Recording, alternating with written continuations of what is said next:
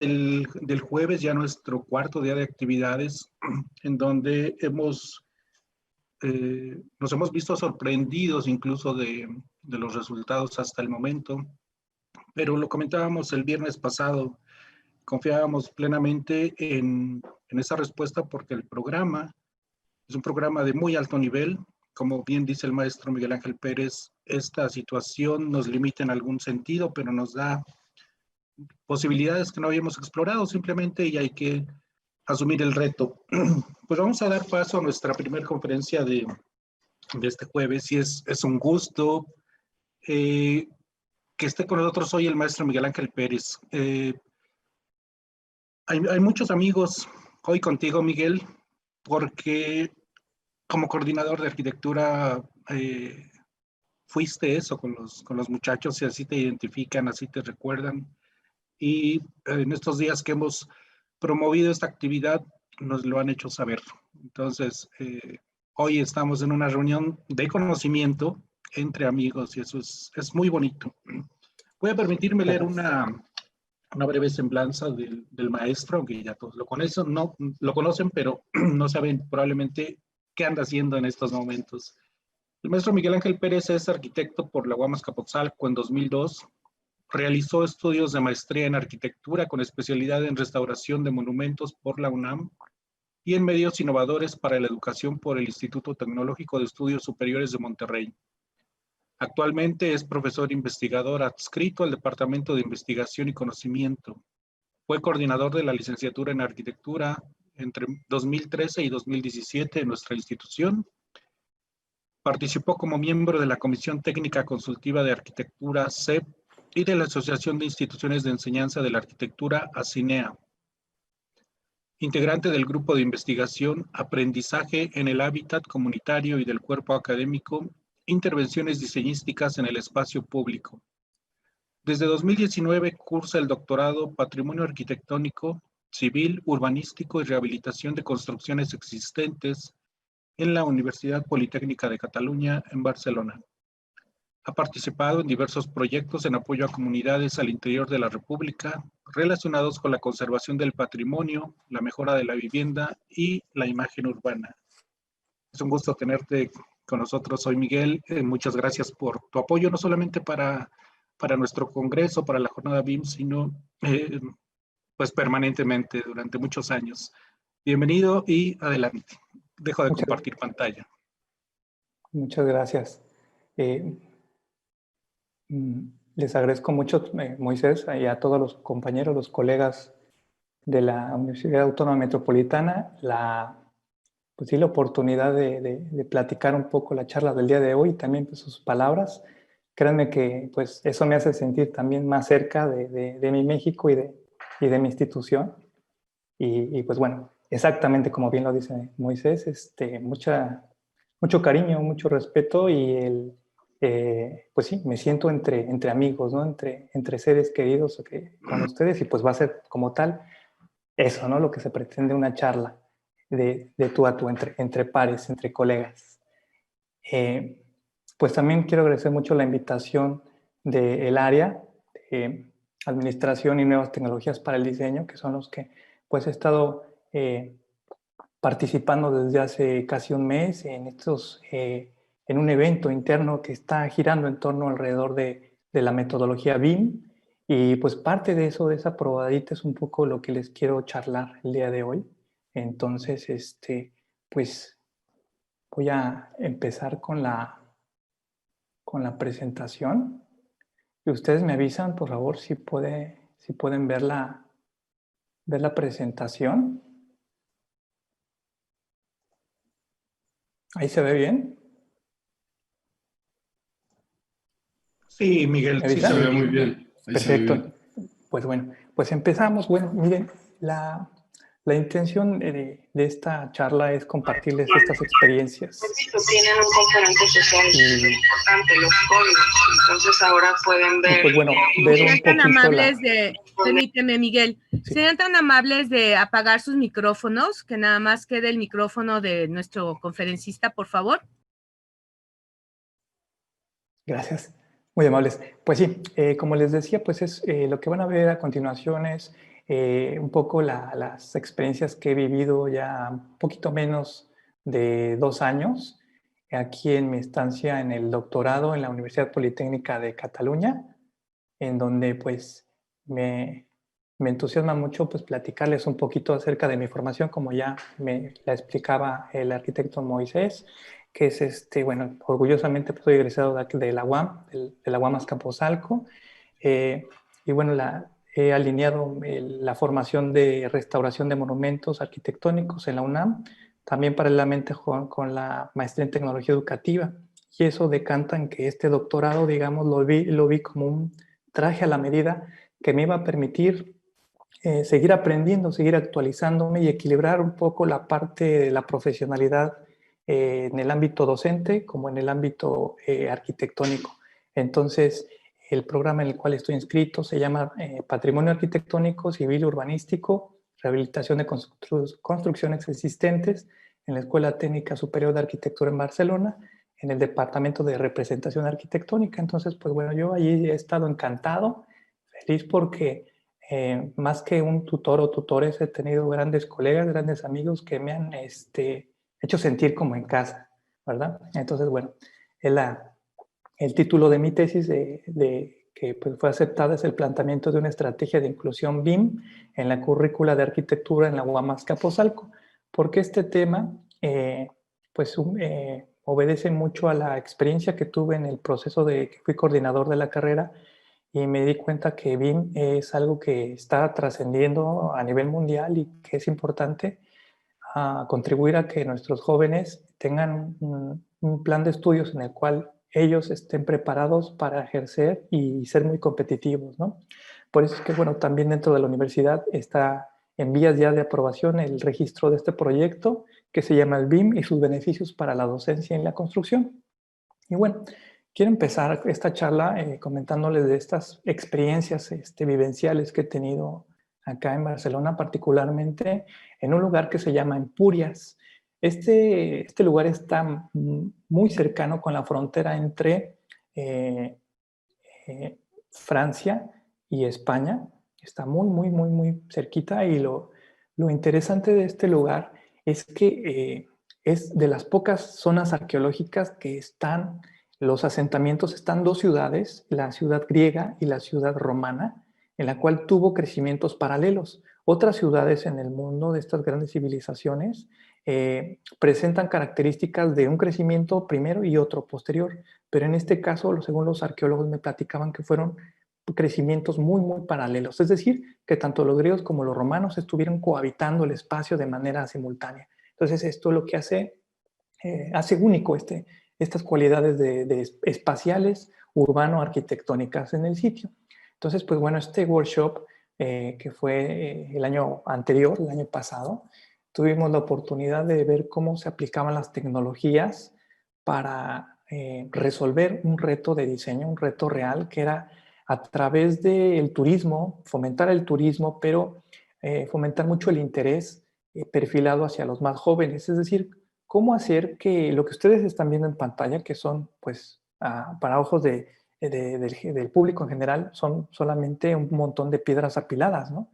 No nos dice más que lo que estamos viendo, pero gracias a las tecnologías, poder hacer una recreación de lo que fue anteriormente. O sea, fueron grandes palacios, fueron construcciones explanadas enormes, como las grandes ciudades que existen de manera contemporánea. Entonces, las tecnologías lo permiten, son posibles gracias a algunas aplicaciones, como lo es la realidad aumentada y la realidad virtual. Entonces, la labor de la directora conservadora del patrimonio es acercarse con las universidades, en este caso con la Universidad Politécnica de Cataluña, y a través de los profesores hacer actividades significativas para que se creen proyectos novedosos, proyectos significativos y que contribuyan a la conservación del patrimonio. Entonces, como podrán ver, pues se formaron equipos para diseñar un videojuego, es decir, porque el target era los niños, para que los niños puedan identificarse, les resulte atractivo y poder aprender en la zona. Entonces, se diseñaron de manera conceptual proyectos de videojuegos para que los niños tengan nociones del sitio, les resulte interesante, porque mencionan que precisamente los niños son los que principalmente pierden el interés por ir a estos lugares. Entonces, pues bueno, ahí, ahí esa parte fue la charla. Y lo interesante es que tuve la oportunidad de trabajar con equipos multidisciplinarios. Me refiero que eran chicos que estaban estudiando la licenciatura de videojuegos, y unos se subdividían en especialidades, unos eran de programación y otros chicos se dedicaban al arte digital, como, digamos, como más cargada la parte del diseño. Entonces eso me llamó la atención porque también habían arquitectos, estudiantes, profesores de arquitectura. Entonces fue una experiencia muy rica que nos dejó, más allá de aprendizajes, también ese contacto, porque tuve la oportunidad de conocer ahí a una compañera que es también mi compañera de maestría. Somos colegas. Ella es profesora de la Universidad La Salle. Se llama Alia Besne, la que estoy señalando con el cursor. Y con ella estamos trabajando un nuevo artículo también acerca del BIM, en inserción en la currícula. Entonces, bueno, como podrán ver en esta otra imagen, pues este es el total de los participantes en este workshop de Empurias, de esta zona arqueológica. Y la intención de este workshop era tener un aprendizaje teórico práctico, es decir, vamos a aprender qué es el patrimonio, vamos a aprender las áreas de oportunidad, pero vamos a poner un reto de diseño. Al final, haciendo estos retos, se llaman proyectos, aprendizaje basado en proyectos, entre otros términos que se usan coloquialmente. Es como se obtienen este tipo de experiencias significativas. Y bueno, aquí tenemos a mi mentor, el profesor Isidro Navarro Delgado, que es el que domina estas tecnologías y nos estuvo explicando.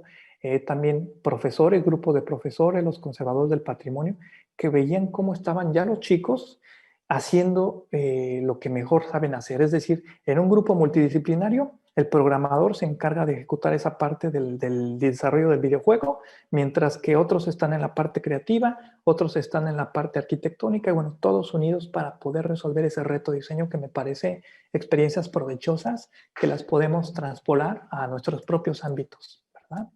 Y bueno, aquí una imagen de una aplicación que es simplemente una cámara con una app que se llama PhotoScan, que se puede incorporar a un teléfono, a una tableta, para hacer el escaneo en base a fotografías, fotogramétrico de una escultura.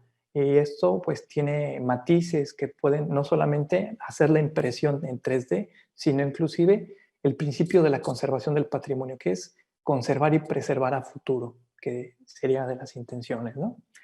Bien, la siguiente imagen nos muestra lo que les comentaba, cómo para los niños y para muchos, pues digamos, para el público en general, cómo poder darse una idea de lo que en realidad fueron estos centros históricos, estas ciudades griegas y romanas. Y aquí estamos viendo la inserción una sobreposición de una fotografía con una sobreposición de una animación tridimensional. Esto se conoce como realidad virtual, junto también con la realidad aumentada. Entonces, aquí es donde se juntan estos dos escenarios, tipo Pokémon, para explicarme en un término más coloquial. Esa es la intención, hacer como estos videojuegos tipo Pokémon para los chicos, para los jóvenes y para el público en general, y que les resulte pues mucho más atractivo, ¿no? Aquí se puede ver una demostración de que con un dispositivo móvil podemos llegar a acercarnos a estas representaciones de la realidad. Y bueno, también dentro de estas tecnologías, el uso de los drones, el uso del dron como un elemento de captura de una imagen, de múltiples imágenes para formar video, pues también ayuda mucho a la conservación del patrimonio y también ayuda mucho para el entendimiento y visualización. O sea, en primera instancia se está utilizando para hacer levantamientos que son baseados después en herramientas de fotogrametría, que posteriormente les voy a enseñar una imagen, un video de hecho, de cómo ya se arma toda la escena, y gracias a los vuelos del dron, gracias inclusive a las imágenes del Google Maps, es decir, recursos que pueden estar al alcance de la mayoría, si no es que de todos, porque hoy en día ya nuestras instituciones, me refiero particularmente a la UAM Azcapotzalco, ya cuenta en muchos departamentos con estos equipos, con el uso de drones, a estos me refiero. Bien, saltamos a otro tema que también tuve la oportunidad de estar ahí involucrado, es con respecto a este workshop BIM, es un workshop internacional BIM, que estuvo destinado a, fue un curso piloto, estuvo destinado y estuvo soportado a mi tesis de doctorado, que era precisamente cómo buscar evidencias empíricas para poder tener evidencia de que BIM puede tener una inserción adecuada a la currícula de la UAM Azcapotzalco, a la currícula de arquitectura. Entonces, para ello, pues, me apoyé mucho en mis dos compañeros, la doctora Georgina Sandoval y el doctor Fernando Minaya, que aproveché mucho la oportunidad que ellos tenían con sus grupos de talleres de arquitectura, taller de arquitectura 1A y taller de arquitectura 2A, para poder implementar con sus alumnos esta metodología. Entonces, bueno, fue en febrero de este año estas experiencias en donde no solamente fue un workshop en torno a BIM, sino también inserto en él la participación en proyectos sociales. O sea, cómo explicarles a los jóvenes que con estos procesos de diseño participativo se obtienen mejores resultados que trabajando por separado y alienado del usuario, el diseñador. Entonces, se enriquecen mucho estos aprendizajes y son experiencias muy vivenciales, ¿no? El caso de estudio, como pueden ver, fue aquí en la Ciudad de México, el caso de Santa Isabel Tola, en donde, bueno, ahí vemos la lámina de promoción, en donde estuvieron participando por parte de la UPC, el doctor Isidro Navarro, que fue digamos, el coordinador del curso, el que impartió la capacitación, el doctor Luis Jiménez, que es el director del Departamento de Representación Arquitectónica, que más por parte de la Ciudad de México, mis compañeros que ya les mencioné, y también la maestra Isaura López Vivero, que ella también le mando un fuerte saludo y le agradezco mucho también la capacitación y la participación para este proyecto emergente que nos hizo favor, y también a los chicos expertos que fueron, digamos, coaches, y que fueron nada más y nada menos que nuestros egresados. Nuestros egresados, gracias a la cercanía que tuve con ellos, pude pues aprovecharlos para que compartieran su expertise como egresados expertos en BIM. Y bueno, les mando también un cordial saludo porque también sin su participación pues no hubiera sido posible este evento. Y bien, este curso, para poder llegar a implementar este workshop, fue necesario aplicar un diagnóstico de estos dos grupos de arquitectura.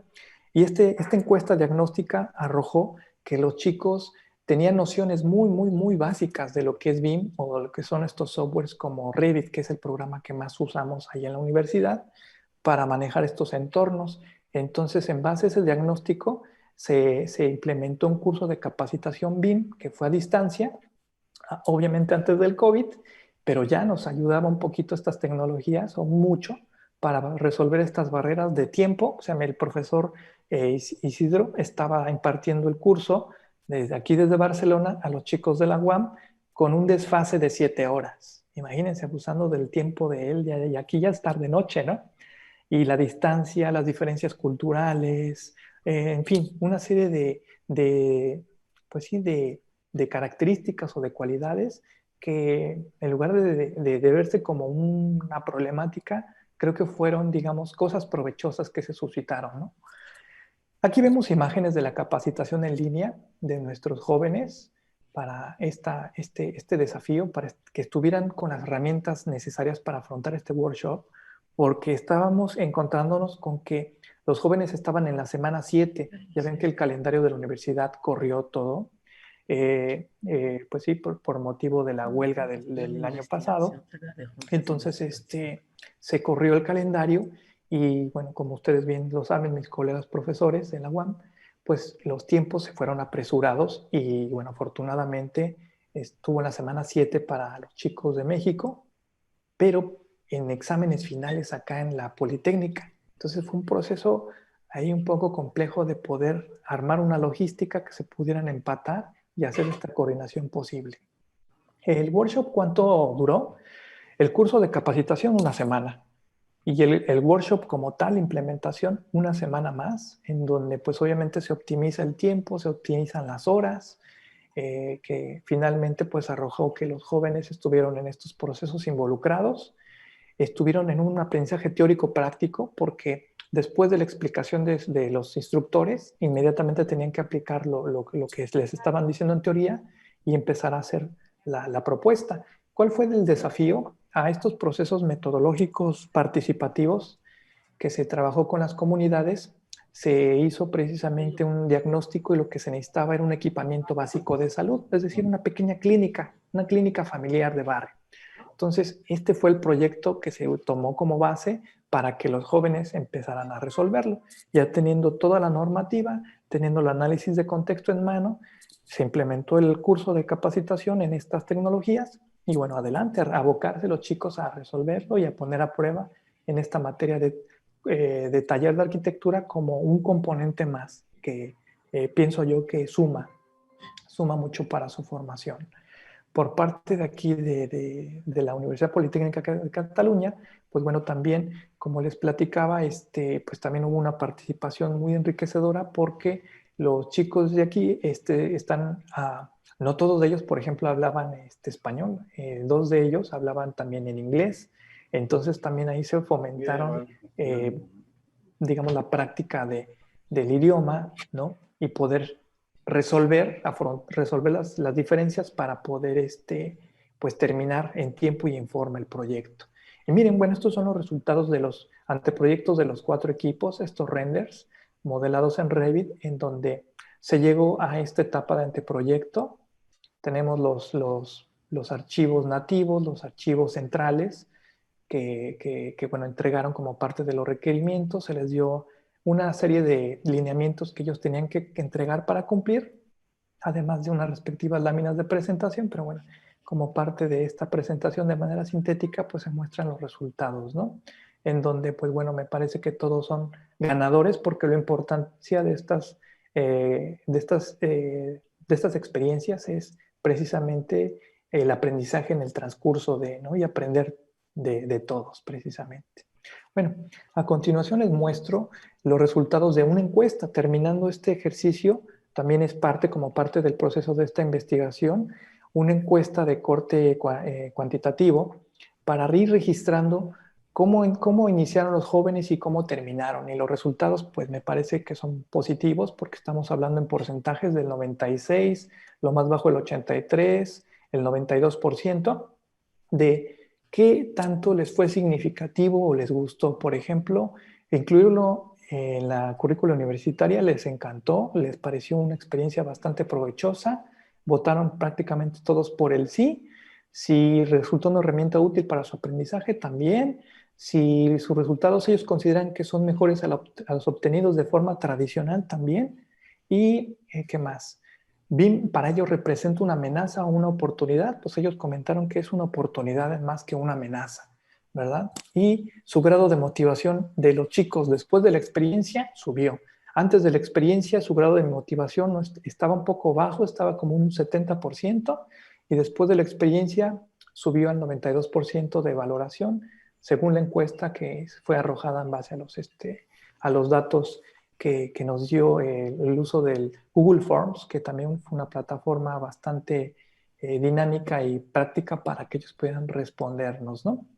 Y también de manera remota. Entonces, pues bueno, también quiero resaltar que los asesores BIM, pues me da mucho gusto mencionarlos y ponerlos aquí en pantalla. Abelardo Fernández, Rubén Rivas y Arturo García son grandes colegas, grandes egresados que pues están poniendo el nombre de la UAM muy en alto. Ellos están pues sí, haciendo presencia fuerte en nuestro país en torno a BIM, y la verdad, como bien lo ha mencionado Moisés en otras ocasiones, es grande este dato, porque si bien nuestra universidad no está perfilada para formar chicos en BIM, pero ya hay antecedentes de hace añitos, entonces eso es muy bueno, qué bueno que se esté fomentando, y yo pienso que continuaremos, esto va para largo, ya es el presente y futuro de la formación, y pienso que vamos a seguir teniendo buenas noticias acerca de nuestros egresados y irles dando seguimiento, ¿verdad? Y bueno, aquí están los nombres de los alumnos participantes de ambos profesores, de la doctora Georgina Sandoval y del doctor Minaya. No los leeré porque son muchísimos, pero bueno, aquí les hacemos mención. Por cierto, les mando un saludo y les agradezco mucho que hayan aceptado el reto porque hicieron cosas, la verdad, muy, muy buenas. Desde nuestro punto de vista, el fin no era solamente llegar al resultado, sino disfrutar el proceso ¿Y qué te pareció el mismo resultado, ¿no? O sea, disfrutar el mismo proceso de aprendizaje, que era prácticamente las intenciones. Las intenciones verdaderas fue sembrarles en ellos esa cosquillita y ese deseo por entrarle a estas nuevas tecnologías, ¿no? Esta parte, digamos, de concientización hacia la era BIM o hacia estas nuevas tecnologías y metodologías, ¿no? Bien, otra parte interesante de esta charla es platicarles en torno a, pues, a un laboratorio el cual se llama Laboratorio de Representación Arquitectónica, que también es de la Universidad Politécnica de Cataluña y que coordina mi tutor, que aquí aparece al centro, que es el doctor Isidro, que es con el que nos ha estado apoyando siempre. Es un gran amigo, es una gran persona que también tiene muy en claro que el fin último, que es la docencia, que es una vocación, diría yo, ¿no? Pues me encontré con esta oportunidad y estuve colaborando y me llevé experiencias muy enriquecedoras porque cuando yo salí de México con la intención de empaparme de todo lo que es BIM, aquí me di cuenta de que BIM es un componente que está en proceso y en evolución, pero que hay muchas cosas más de qué aprender, ¿no? Sin duda. Y bueno, este es un ejemplo. Este laboratorio también tuve la oportunidad de incorporarme a temprana edad, prácticamente a la formación. Estuvimos ahí en el día que se inauguró este evento y esta inauguración de este laboratorio, y me da mucho gusto también decir que formo parte de él porque están explorando con la realidad aumentada, con la realidad virtual, con el Historic BIM, que es sobre todo el BIM aplicado al patrimonio, ¿qué más? Con la unión entre el sector privado o las empresas y la universidad para proyectos, digamos, de proyectos profesionales, por ejemplo, darles capacitación a las empresas en torno a softwares o a resolver proyectos, me parece que no está peleado, ¿eh? No tiene por qué estar peleado desde el punto de vista, ¿no?, de la Politécnica, que es una escuela pública. No está peleado la participación de las empresas con la universidad y de la oferta de los servicios. Me parece que es un ejemplo que siguen muchas escuelas europeas y en nuestro país también, sin duda, y que, bueno, sería importante, pues, reconocerlo, ¿no? Y todos darnos cuenta que ahí tenemos un nicho de oportunidad. Y bueno, como pueden ver, este es un video que muestra estas experiencias de la realidad. Ahí aparece mi tutor, ahí en este video, donde estamos experimentando con esta croma. La croma es esta pantalla verde que ya saben que se utiliza para la filmación y la edición y la producción cinematográfica, pero aplicado esto a entornos arquitectónicos para visualizar y poder aprovechar el patrimonio. Me parece que es una experiencia muy interesante, muy provechosa, en donde lo interesante es que yo creo que la inserción de los laboratorios en las universidades es muy, muy buena, muy provechosa. Aquí también lo veo porque pues en nuestra universidad, la UAM, tiene también unos laboratorios impresionantes que tienen mucha razón de ser, de existir, porque ayudan mucho a que los estudiantes tengan mayor accesibilidad a estos recursos que cada vez son más accesibles para el resto de la gente, pero digamos que en la universidad podemos tener acceso a estos recursos, a estas nuevas tecnologías, y están para los jóvenes, están para que los puedan aprovechar, inclusive la sociedad misma.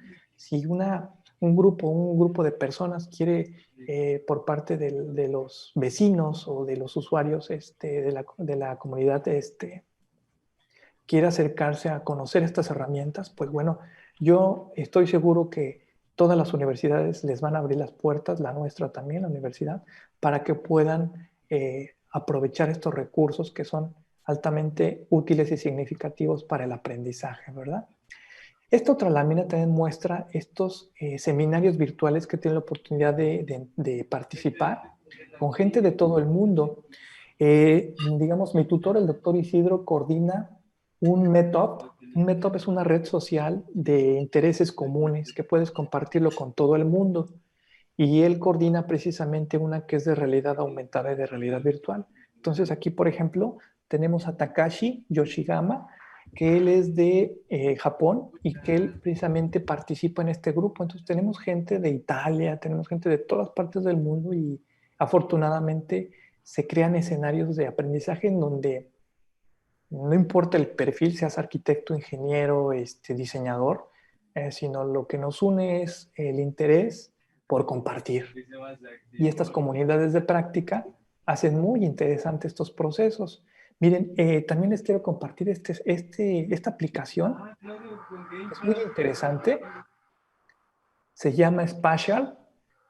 Es para presentar de una manera tridimensional, digamos, hacer presentaciones, dar clases y demás. Y es un software libre de acceso. Miren, aquí está el nombre, Spatial, así se lee literalmente, que yo se lo recomiendo a todo el mundo, particularmente a los docentes, los que tengan la oportunidad de tener dispositivos de realidad virtual, unos lentes, unos óculos, con sus mandos va a ser excelente.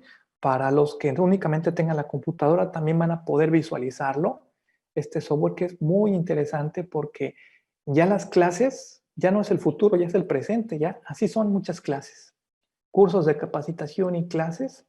Imagínense que estamos aquí haciendo el prototipo de un nuevo calzado para una firma importante, ¿no? Por mencionarles otras cosas. Entonces, estos escenarios muy interesantes pues son los que se están presentando para estos retos y desafíos, ¿no?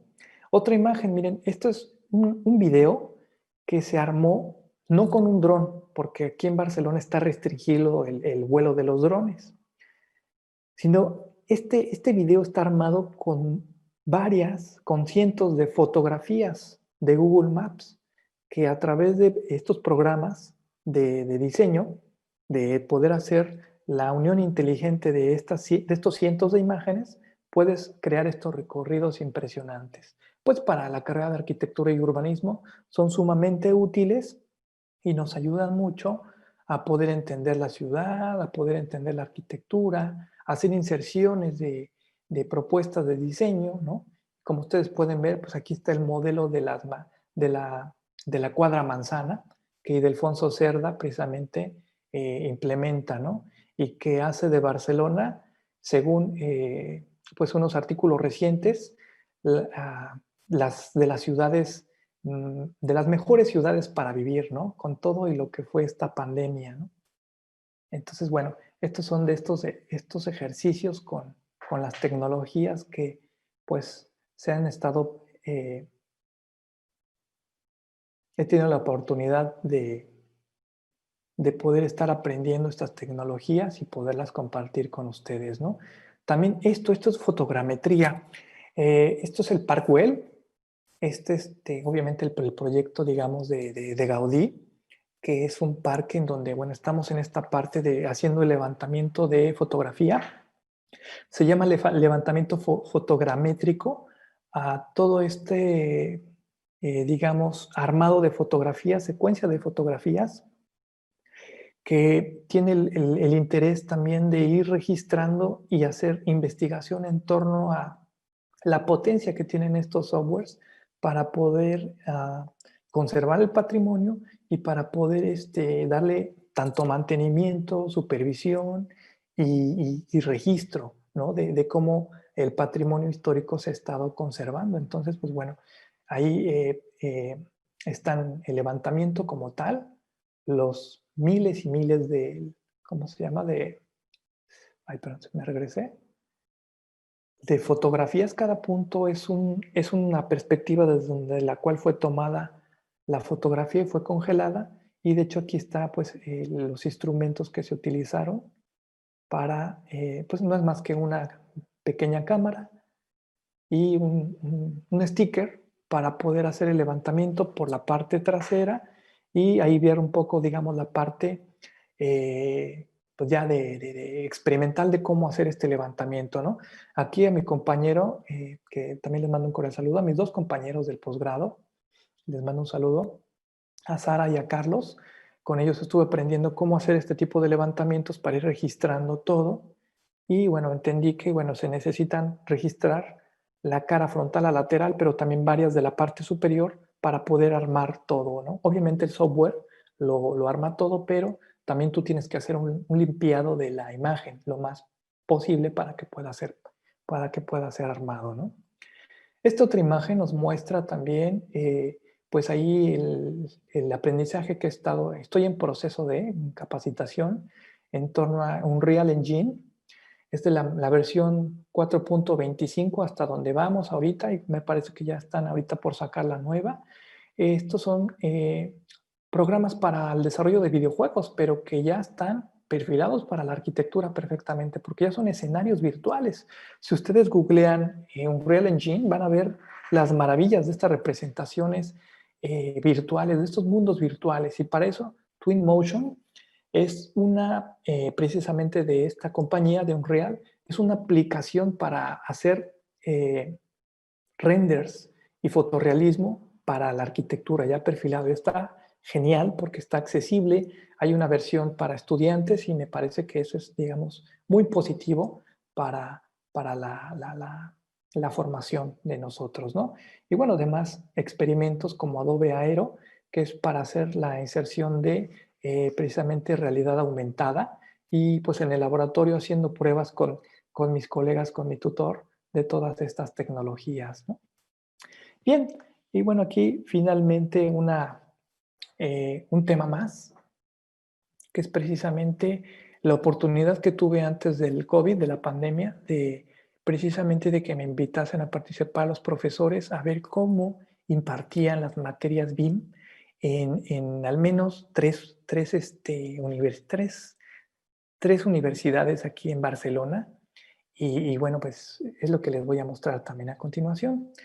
En primer lugar tenemos la Escuela Técnica Superior de Arquitectura, la UPC, que ya veo en su plan de estudios, desde el 2014 implementaron ya al menos 2 materias BIM, una que está en la materia de representación arquitectónica del segundo año y otra de representación arquitectónica 4 del cuarto año, en donde ya se ve el modelado Revit, se les enseña a entender lo que es BIM, y hacen ello renderizado en un software que se llama Enscape, que es un plugin, es una aplicación dentro de Revit para poder hacer un renderizado muy práctico, pero muy potente, y trabajando ya representaciones finales en Photoshop. Entonces me llamó mucho la atención para todos los colegas docentes de la UAM Azcapotzalco, para que tomemos nota de esto, de cómo ya lo están implementando, pero no dice BIM en la currícula. ¿Sí me explicó? Entonces es lo interesante, que ya al interior ya vemos que tienen contenidos y esa tónica. Y me parece que nuestra licenciatura, desde el plan de estudios del 2017, tiene características de BIM. No dice como tal BIM, pero ya está presente en las materias de representación, sobre todo las nuevas que se incorporaron en 2017, muchas materias. Y coincidiendo con muchos colegas del departamento de procesos, estaban entusiasmados y motivados por insertar a BIM, pero sin comprometer a ponerle literalmente el nombre en el propio plan de estudios o en el título de la asignatura, porque no sabemos cómo va a transformarse en muy corto tiempo el nombre de esta metodología como tal, ¿no? Y de hecho así sucedió, como nos platican el día de ayer los panelistas, ¿no? Ya ahorita está evolucionando el concepto a Business Information Management. Entonces ya no es el concepto de modelados, sino ya es el manejo de los recursos y optimización del dinero y de los tiempos. Entonces, bastante interesante estas experiencias, ¿no? Otra más es para una materia optativa, también dentro de la licenciatura de la UPC de Arquitectura. La optativa se llama Trabajo Colaborativo, y me parece que es todo un acierto que existe una optativa ya con el tema de trabajo colaborativo BIM, porque ya el nombre en una optativa es muy flexible, se puede cambiar y modificar, a diferencia de una materia obligatoria, ¿verdad?, que lleva su tiempo. Este está impartido en el primer semestre del cuarto año, y es donde ellos toman un proyecto amplio y complejo, de manera colaborativa lo desarrollan en un semestre, y se aloja en un servidor que tiene la UPC, y utilizan Moodle como un soporte del curso y muchos videos tutoriales, y hay 3 profesores a cargo del curso que están ayudando a que todo el grupo llegue a alcanzar estos objetivos, que se llama BIM Management. Entonces, tuve la experiencia de iniciar estando como observador participativo ahí en estos procesos de este proyecto macro. La verdad es un proyecto complejo de hotel, incluyendo también un fraccionamiento, que es muy, digamos, un proyecto icónico aquí en Cataluña, que no se materializó, pero que sin duda, pues sí, siembra las bases para todo lo que se va a proyectar en la Costa Brava, aquí en Barcelona. Y pues bueno, los chicos lo llevaron a materializar, ¿no? Llegaron a hacer la propuesta y bueno, el COVID ya no nos permitió mostrar más del desarrollo del mismo, ya no pude estar en esa parte, ¿no? En fin, otro ejemplo también dentro de la UPC, pero en el máster de arquitectura también, es el trabajo de fin de grado. El proyecto de fin de grado en el máster, ya ven el tema de edificaciones de alta complejidad. En un semestre llevan una clase a la semana de 3 horas, con 1 hora y media de teoría, 1 hora y media de práctica, en donde obviamente están viendo los chicos modelado en Revit. Ojo, no todos inician este curso ya teniendo un dominio grande de Revit. Me pude dar cuenta que muchos sí lo conocían, pero no lo dominaban al 100. Entonces, también traían las herramientas CAD, como pasa en nuestra universidad. Y allí les daban las bases, iban avanzando paralelamente junto con el proyecto arquitectónico, también haciendo el renderizado en Enscape, la presentación en Photoshop, utilizando Autodesk 360 y Green Building Studio, que son herramientas de datos bioclimáticos para hacer simulaciones muy potentes, también son gratuitas. TeamViewer es una herramienta, digamos, técnica para que a quien tú le cedes el derecho pueda supervisar tu máquina para ver qué problemas puedes tener. Es muy útil para cualquier educación a distancia que se pueda implementar. Lumion también. Y bueno, el objetivo de este curso de máster es hacer el modelado y los ajustes de diseño para el proyecto final, ¿no? Los chicos también presentan su exposición y ahí al final es un trabajo independiente, ¿no? Cada alumno muestra su trabajo. Por el otro lado, el siguiente ejemplo es de la Escuela Politécnica Superior en Edificaciones de Barcelona. También es de la UPC, pero este es a nivel técnico. Dura 1 año menos, es decir, dura la carrera 4 años porque el grado es de técnico. Y en el módulo 2 o en el segundo año se llama la materia modelizar conceptos BIM Revit. Utilizan también Navisworks, que es también precisamente un software especializado para ver las interferencias y ver cómo están los empalmes de estos modelos tridimensionales. Y adicionalmente tienen una materia optativa que es de representación virtual y modelos BIM para hacer levantamientos patrimoniales. Entonces, bueno, aquí hay también 2 materias BIM, estas aquí muy presentes en el plan de estudios,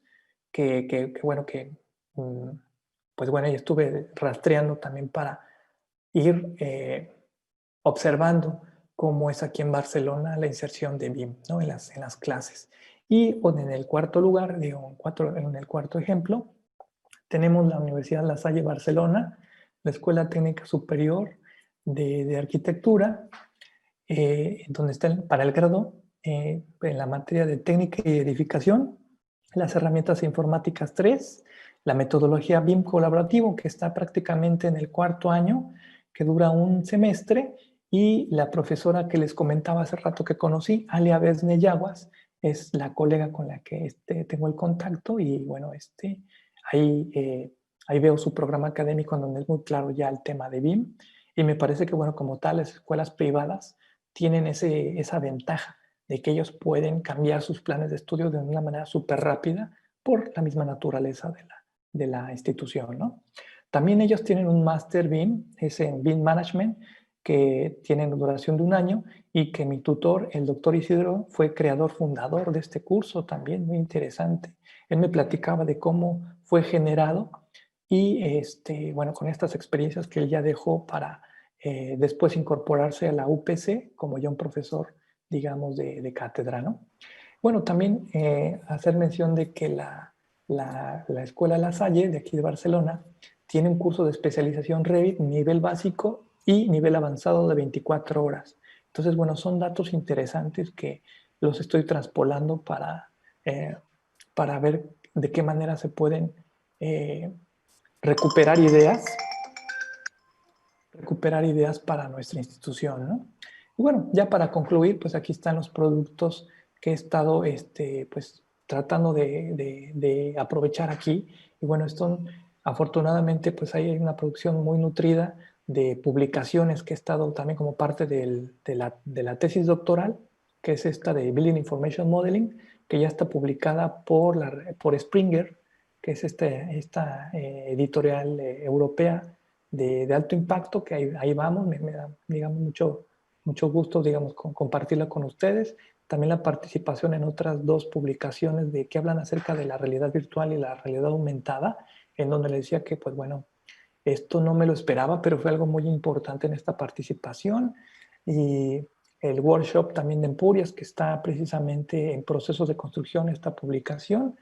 Y por último, estamos trabajando también con la maestra Alia, una revisión del estado del arte de la BIM, el BIM en la implementación en las escuelas, ¿verdad? Bueno, también tengo oportunidad de participar en varias ponencias, como es la del posgrado del diseño, la del 18 Foro de Teoría e Historia, el seminario BIM también, que me han invitado al área de nuevas tecnologías, y el uso de, bueno, la generación de materiales didácticos. Uno de ellos fue la participación en el concurso del rector para el taller, bueno, para la generación de una aula a distancia, que también, bueno, tuve la oportunidad de, bueno, de participar. Y bueno, ya en otro momento, si hay oportunidad, les compartiré ese curso, ¿verdad? Y finalmente, pues bueno, no como parte de los productos, pero también compartirles a todos que, bueno, la capacitación pues debe de ser algo constante y permanente, tanto para docentes como para estudiantes, porque no hay de otra. Es la intención de esto, y aprovechar precisamente estos tiempos para capacitarnos nosotros solos, ¿no? Y bueno, aquí para concluir, perdón, las experiencias que he tenido pues han sido, como pueden ver, muy significativas. He visto el detonante de aprendizaje basado en proyectos que nos ha permitido pues explotar mucho la colaboración y buscar que el aprendizaje tenga utilidad para el alumno, para los desafíos de este siglo XXI. Buscar mucho la relación de la universidad con la sociedad, porque a esta nos debemos, en la razón de ser de la universidad y también de la profesión de arquitectura. La intención de utilizar las tecnologías en el aula es que conozcan BIM, por lo menos un panorama general, porque como han visto es muy amplio, es extensísimo. ¿Qué más? Buscar mucho el vínculo internacional de la UPC, con la UAM Azcapotzalco, con la licenciatura en particular, pues para intercambiar experiencias y crear redes de investigación. Esos son de los propósitos que tengo muy claros y en mente. Y bueno, he estado viendo no solamente diversos aprendizajes como es la conservación del patrimonio, el diseño participativo, la capacitación en Revit, BIM y demás, el uso de los drones, también mucho el ser multidisciplinario y tener una educación multicultural. Me parece que son cosas que son importantes de reconocer y que bueno, apuntan mucho a las habilidades y competencias que necesitamos todos, ¿verdad? Y pues bueno, hasta aquí mi participación. Les agradezco mucho por su tiempo. Muchas gracias, Moisés. Gracias, Miguel. Pues muy interesante, y yo diría que más que interesante, importante e incluso trascendente para nuestra universidad. Bueno, que podemos estar trabajando juntos y empujando. Ayer mencionábamos durante la jornada que lo ideal es que el proceso sea de arriba hacia abajo, pero como sabemos, pues es un proceso que está detenido en términos de los planes del gobierno federal, así que lo que nos queda es empujar de abajo hacia arriba y con estos conocimientos. Pues vamos a proceder a algunas preguntas. Te pregunta Gabriel González Hernández, ¿qué tan caras son las licencias de este software con su hardware? Supongo que se refiere a los diversos programas y aplicaciones que mencionaste. ¿Y qué tanto se obsoletan? ¿La UAM Azcapotzalco tiene ya estos recursos? Ya, muy bien. Pues muy buena pregunta, me parece muy pertinente porque yo mismo me las planteaba, ¿no? Cuando inicié esto, lo primero que decíamos, bueno, ¿cuáles son las herramientas básicas que necesitamos para iniciar esta aventura? Recuerdo que también lo he comentado contigo, Moisés, y bien, en fin, en lo que les podría yo comentar, afortunadamente hay una oferta para todos muy accesible, digamos, hay versiones educativas que son gratuitas y son muy poderosas, muy potentes. Prácticamente todo Autodesk tiene la versión educativa y para todos los estudiantes del mundo está abierta. Lo único que nos piden es registrarnos y un correo institucional. Pero obviamente para pues recién egresados, pues bien, y para profesionistas como tal, pues sí representa, digamos, el target principal que tienen estas empresas, ¿no? Su objetivo es que esté destinado a la empresa y que les consuman sus productos. Entonces, estos insumos, pues obviamente no son económicos, sí tienen un costo, pero yo me atrevo a decirles que son recuperables. Es decir, también no voy a mencionar precios, pero sí les voy a decir que hay licencias que son mensuales. O sea, si ya ni siquiera compras el hardware, o sea, el disco donde te dan el programa o la paquetería, sino ya como como todo el mundo sabe, ya todo lo compras de manera virtual, en línea, y puedes comprar la licencia por meses, ya ni siquiera por un año, a precios muy accesibles. Eso me refiero para ya los profesionistas, ¿no? Los profesionistas que dicen, bueno, vamos a hacer la inversión.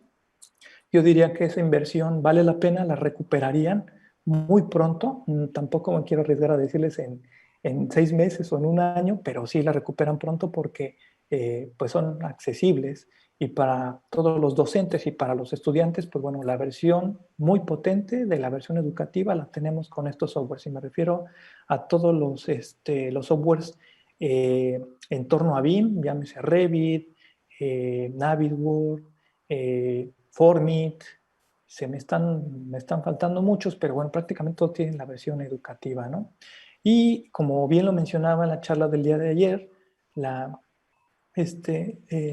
los conferencistas platicaron también de la modalidad Open BIM, en donde precisamente como tal, estos softwares abiertos son gratuitos y basta con googlear Open BIM, toda la oferta que hay, y tanto para sistemas PC como para Mac, ahí están disponibles. Pero bueno, muy concretamente, Revit, yo empezaría por Revit y se lo recomiendo mucho a todos. Por Revit, ¿qué más? Formit, y de ahí se van a seguir, no van a parar, se los garantizo, no van a parar, les va a encantar. Gracias, Miguel. Pues te comparto que te envía felicitaciones Alda Cizumbo, Ángel Leonardo Chacón, Julio, el profesor Julio Marañón de la universidad. Te pregunta, vamos a dar espacio para 2 preguntas más. La doctora Aurora Po pregunta, ¿qué oportunidades profesionales ves en los arquitectos capacitados en BIM? Ya, pues bueno, un saludo a todos mis colegas, con mucho cariño también los saludo. Y respondiendo a la pregunta, pues, ¿qué oportunidades y digamos, qué ventajas? Definitivamente yo le veo muchas ventajas, como ayer también lo comentaba un ponente.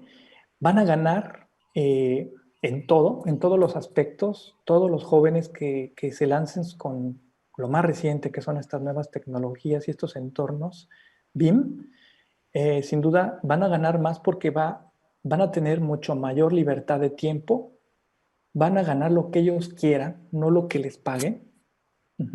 Van a poder ellos trabajar en cualquier parte del mundo porque van a tener esas habilidades del arquitecto del siglo XXI. Y hay muchos despachos como Miller que nos habla de esto, de que ya las contrataciones ya te piden como mínimo que conozcas estos entornos BIM, y si no las tienes, pues muchas gracias, quedas fuera. Lo mismo sucede, por ejemplo, nos platicaban del ámbito de Inglaterra, que pues sí, como conclusión de todos los expertos es que es pues el gran punto de referencia a nivel mundial, ¿no? Y de cómo el BIM está trascendiendo y bueno, sin duda, una competencia muy, muy fuerte que yo sí se la recomiendo a todos los chicos, que uno no se esperen a que la universidad les dé todo, y también busquen también la autocapacitación para que ellos contribuyan a su formación y que puedan enriquecerla aún más. Imagínense, tenemos una matrícula en la UAM, Azcapotzalco, de más o menos 1,000 alumnos. ¿Cuántos egresados tenemos en varias generaciones? Entonces tenemos que, ahora ya no competimos ni siquiera con la Ciudad de México, que tenemos registradas 330 escuelas en el área metropolitana. En toda la República Mexicana rebasan las 600 escuelas de arquitectura y diseño, según la CINEA. Imagínense la enorme competencia que tenemos nosotros los mexicanos, ¿no? Que yo veo aquí el panorama en España y bueno, la matrícula no es tanta, no hay tanta competencia como en México. Simplemente la población. Somos 3 veces más ciudadanos en México que aquí en España, ¿no? Entonces vean al mismo tiempo los retos, pero también las oportunidades que se nos abren ante nuestros ojos, ¿no? Para todos los chicos.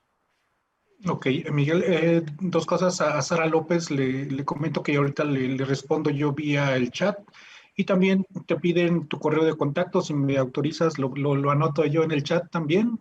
Sí, claro. Y damos el lugar a la pregunta de Norma Escamilla. Nos dice, hola, buenos días, yo tengo problema con mi proyecto de una ruta turística y me han sugerido hacerla de manera virtual. ¿Sería posible esto? ¿Y cómo podría hacerlo? Claro, pues mira, yo diría que si eres neófita en torno a la metodología BIM, un software que yo te recomiendo mucho para empezar. Bueno, uno es que no dejes a un lado los ambientes y los softwares CAD. Como bien lo han comentado varios ponentes, no hay que dejarlos a un lado porque van a formar parte de los nuevos entornos y de la nueva información. Y te recomendaría que empieces con Formit, que me parece una herramienta de diseño conceptual que te puede ayudar mucho, no solamente a hacer la propuesta volumétrica como tal, sino a georreferenciarla. Porque hoy en día uno de los componentes, una de las características que definen la metodología es que esté georreferenciado lo que diseñas con respecto al mundo. Entonces, esto es un parámetro muy importante a considerar. Entonces, yo empezaría por ahí y ya un software mucho más avanzado, como bien nos platicaban los ponentes, el día de ayer me parece, bueno, ya es empezarle después ya con el modelado de Revit, como ya les comentaba, y se me está pasando ahí un par de softwares, pero bueno, ahorita lo retomo, lo estoy revisando. Se llama, ya lo tengo aquí, les pongo el link, se llama Autodesk InfraWorks. Les recomiendo este software, que también tiene su versión libre. Se lo paso a Moisés para que se los haga llegar a todos, pero este software les permite, como bien lo decían los ponentes el día de ayer, la metodología BIM a gran escala, a una escala territorial, ¿verdad? Y listo, para no enrollarme más, Moisés. Gracias, Miguel. Pues estamos desafortunadamente sobre el tiempo para respetar nuestra siguiente ponencia. Ha sido un gusto, te siguen felicitando. Hay más preguntas seguramente. Estamos en contacto permanente con el maestro Miguel Ángel, así que dejamos registradas sus preguntas y se las hacemos llegar con mucho gusto. Y nada más comentar, aprovechando la pregunta de Sara López, que nos plantea si se puede utilizar esto en diseño industrial. Yo diría que hacemos una convocatoria a nuestra área de diseño industrial a que se sume a estos temas. No podemos seguir esperando. No es arquitectura, es diseño en general. Les agradecemos mucho, en particular al maestro Miguel Ángel Pérez. Es un gusto contar con tu participación y damos paso a la siguiente conferencia. Un gusto, un saludo a todos y muchas gracias por su tiempo.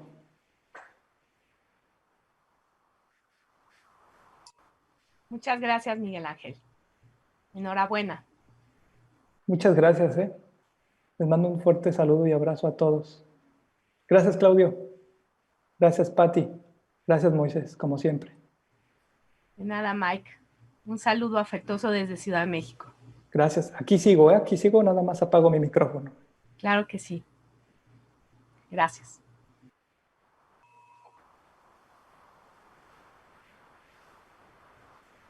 Pasamos micrófono, Claudio Coto, si gustas abrir tu micrófono. Ya estoy.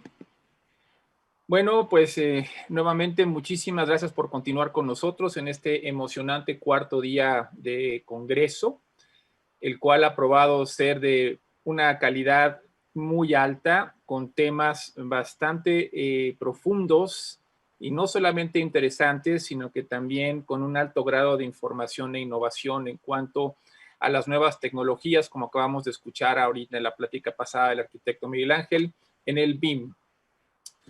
Surya, Sunant, be very welcome to Universidad Autónoma Metropolitana. We are eager to hear you, but let me introduce you in Spanish, please. Bien, un momento. El tema que vamos a escuchar a continuación es la creación de un programa de ingeniería centrado en las personas, utilizando procesos impulsados por el diseño. Nuestro invitado es Surya Bhattacharya. Él es un arquitecto de aprendizaje con especialización en enseñanza y el aprendizaje basados en el diseño. Se desempeña actualmente como asesor de consultoría para varios establecimientos educativos, como la oficina del director del Colegio de Boston, el distrito escolar de Waltham, así como profesor en el Franklin College of Engineering y el Massachusetts College of Art. Bueno, es muy importante para él que antes de regresar al mundo académico, Sunant fue el estratega de aprendizaje global de Autodesk. Para aquellos que estén interesados en todo lo del BIM, pues él es una de las personas en las que hay que apoyarnos. Liderando su equipo de Learning Futures, y en este puesto fue globalmente responsable de la estrategia, la gestión y la evangelización en la defensa de la influencia futura de Autodesk como marca, como empresa, pero en la educación de ingeniería y STEAM relacionada con el diseño. Antes de Autodesk, Sunant fue el socio principal y cofundador de Arjuna Learning Designs, una firma especializada en la creación de objetos de aprendizaje interactivos, algo que acabamos de ver con el arquitecto Miguel, en este caso para mejorar la calidad de la enseñanza y el aprendizaje para las editoriales de marcas reconocidas. También es profesor titular de diseño industrial y ha ocupado puestos ejecutivos en la Universidad del Sur de Illinois. Sunant ha recibido el Premio de Excelencia Innovadora en Enseñanza, Aprendizaje y Tecnología de la Conferencia Internacional sobre Enseñanza y Aprendizaje Universitarios. El mensaje que tiene para nosotros en este día es que con base en los complejos problemas que enfrenta ahora el planeta y el cambio sísmico que está teniendo lugar en la educación superior, ¿cómo podemos tejer de manera significativa y holística la ciencia, la tecnología y las artes liberales para hacer del mundo un lugar mejor? En esta presentación, Sunant nos va a compartir cómo las estrategias impulsadas por el diseño se utilizan en todo el campus del Boston College o del Colegio de Boston para producir futuros graduados que estarán bien posicionados para abordar los principales desafíos que enfrenta el planeta y que tienen dimensiones científicas. Finalmente, el objetivo del día de hoy es demostrar cómo los procesos de pensamiento impulsados por el diseño están siendo adoptados por la educación superior en la creación de programas de futuro y socialmente relevantes, como la próxima ingeniería centrada en el ser humano del Colegio de Boston. Sunant, it's a real pleasure to have you here. So, to not take more time from your wisdom, excuse me, please go ahead, your audience. Okay, thank you very much. That sounded very exotic. I didn't understand much, but I think I got the gist of what you were saying. Let me do this. Can you see my screen, my full screen? Yes, we do. Okay, perfect. Good morning, good afternoon over here, everybody. And thanks for the very kind introduction. I have packed quite a few things. So on Monday, when I attended the session when Hector Silva was presenting, he had some really thought-provoking points that he had brought to the table. And as I started thinking about it, I figured I need to talk about two things. One is where design-driven processes are taking us in the grand scheme of things, and how we have applied it at Boston College to build a human-centered engineering program using these processes. We've also incorporated design in engineering. So I'll talk a little bit about that. So on that note, I'm going to start.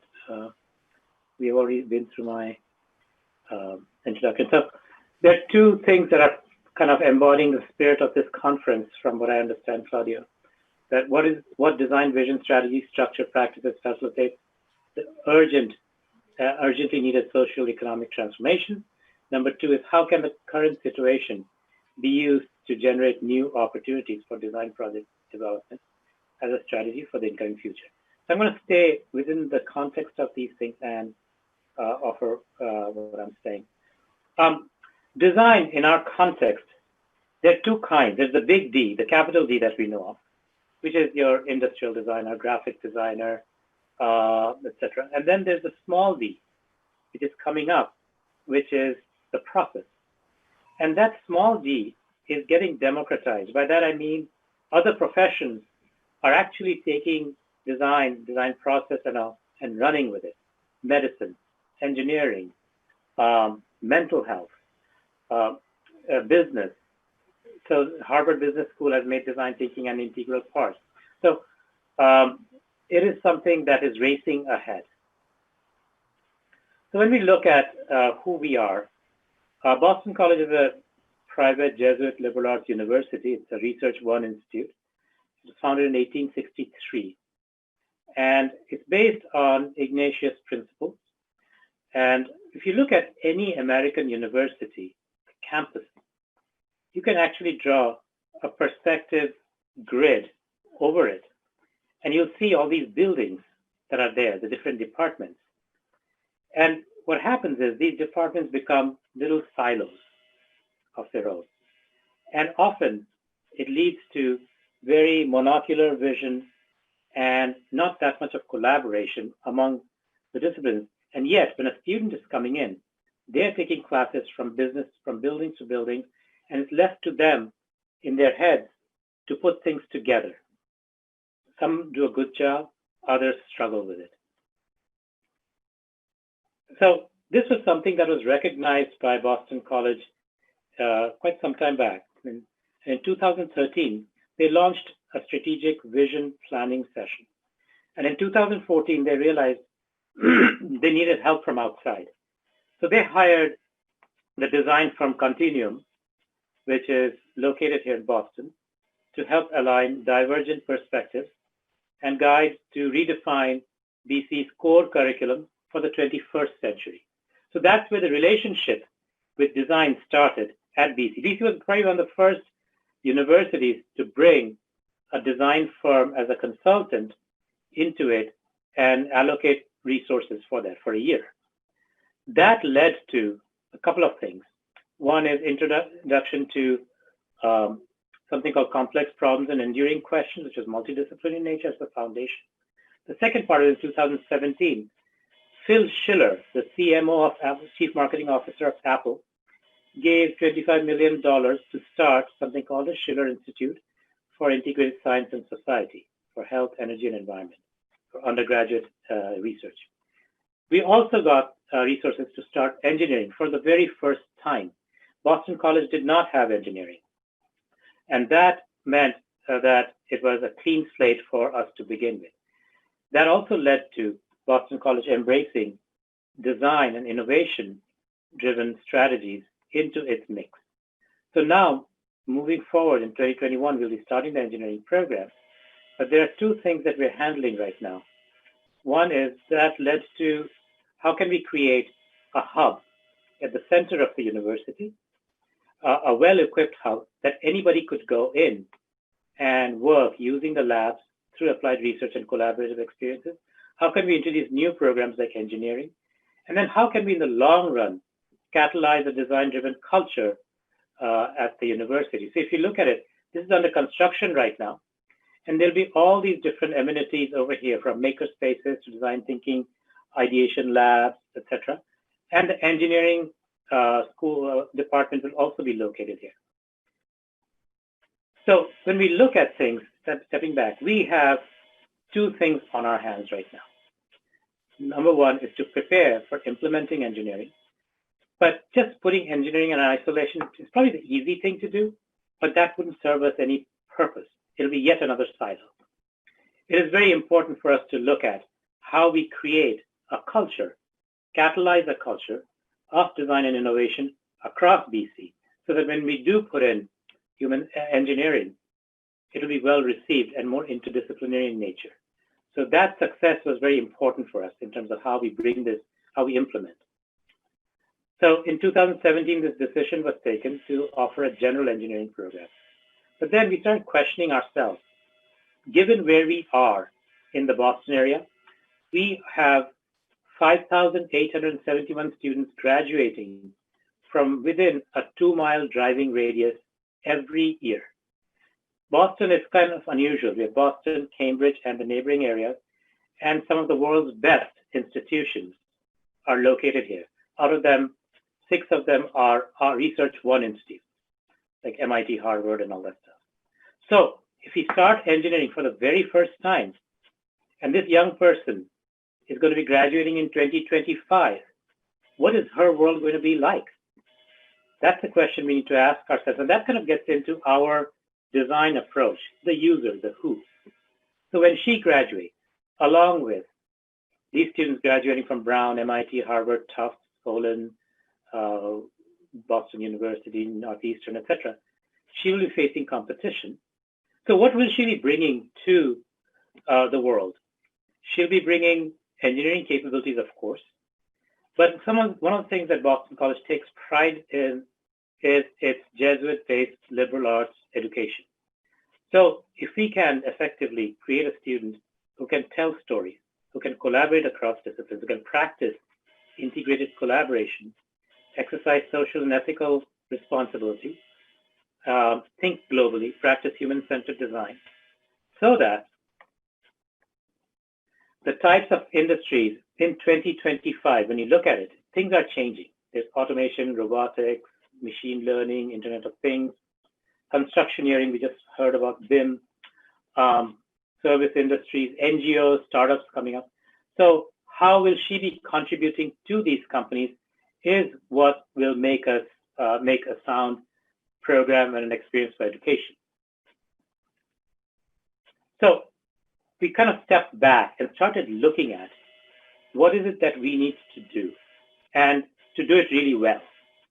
We need to look at who our students are, what are the competition that I showed you, but most importantly, trends. What are the trends dictating? What are the future needs of technology, the mindset of the student, the culture, the socioeconomic horizon, industry, and employer? So I'm going to focus right now in this little red circle to go through some of these trends that we have studied, and then how we have kind of incorporated that into our new engineering program that we're developing. So when we look at design-driven education and practices, change is necessary. It is not, as Hector pointed out also, it is a necessity that is happening and will continue to happen. It is not an option anymore. So the question to ourselves is, are we in higher education ready to embrace and accept shifting mindsets of the next generation, meaning the who, the user? Are we ready to embrace new trends in innovation? Are we ready to embrace effects of technological advancements which are changing? And are we going to design responsibly for a better planet and society? So when we look at these trends, first of all, our language is changing, the vocabulary. When we look at it, all these different terms have become very popular these days. User-centric design, inclusive design, design thinking, design swarms that Surya will talk about tomorrow, collaboration, empathy. So when you look at all these things, there's a shift. When we look at history, things have evolved from learning through apprenticeship, where design started pre-20th century, getting into the industrial assembly, the DIY, do-it-yourself, entrepreneurs, maker communities. And then with the current trend that's going on, maker entrepreneurs from a young age, from school, people are starting to put things together with 3D printers. And then the next generation, the future is, next generation of maker entrepreneurs will increasingly focus their attention on to socially relevant innovation. What does that mean? That means right now people are experimenting with things that are creating a lot of junk also. Just because people have 3D printers, that doesn't mean, you know, they're designing responsibly. There are things going to the landfill. But that is shifting as well. People are trying to do meaningful work. So as you get into looking at trends, the first cardinal rule of design thinking is your end user. How can we design with the end user, the who? And what is their mindset? How is that changing? So when we look at that, let me start with a little story here. This is young Jacob. Jacob is no longer young anymore. He's at Worcester Polytechnic. But this is when he was 14. Jacob has attention deficit disorder. And he needs to hold something, to fidget with something, to pay attention. And he struggled with it for quite a while. So his father was very encouraging. He had some tools at home. And he taught Jacob to use digital tools, to innovate, and to come up with solutions.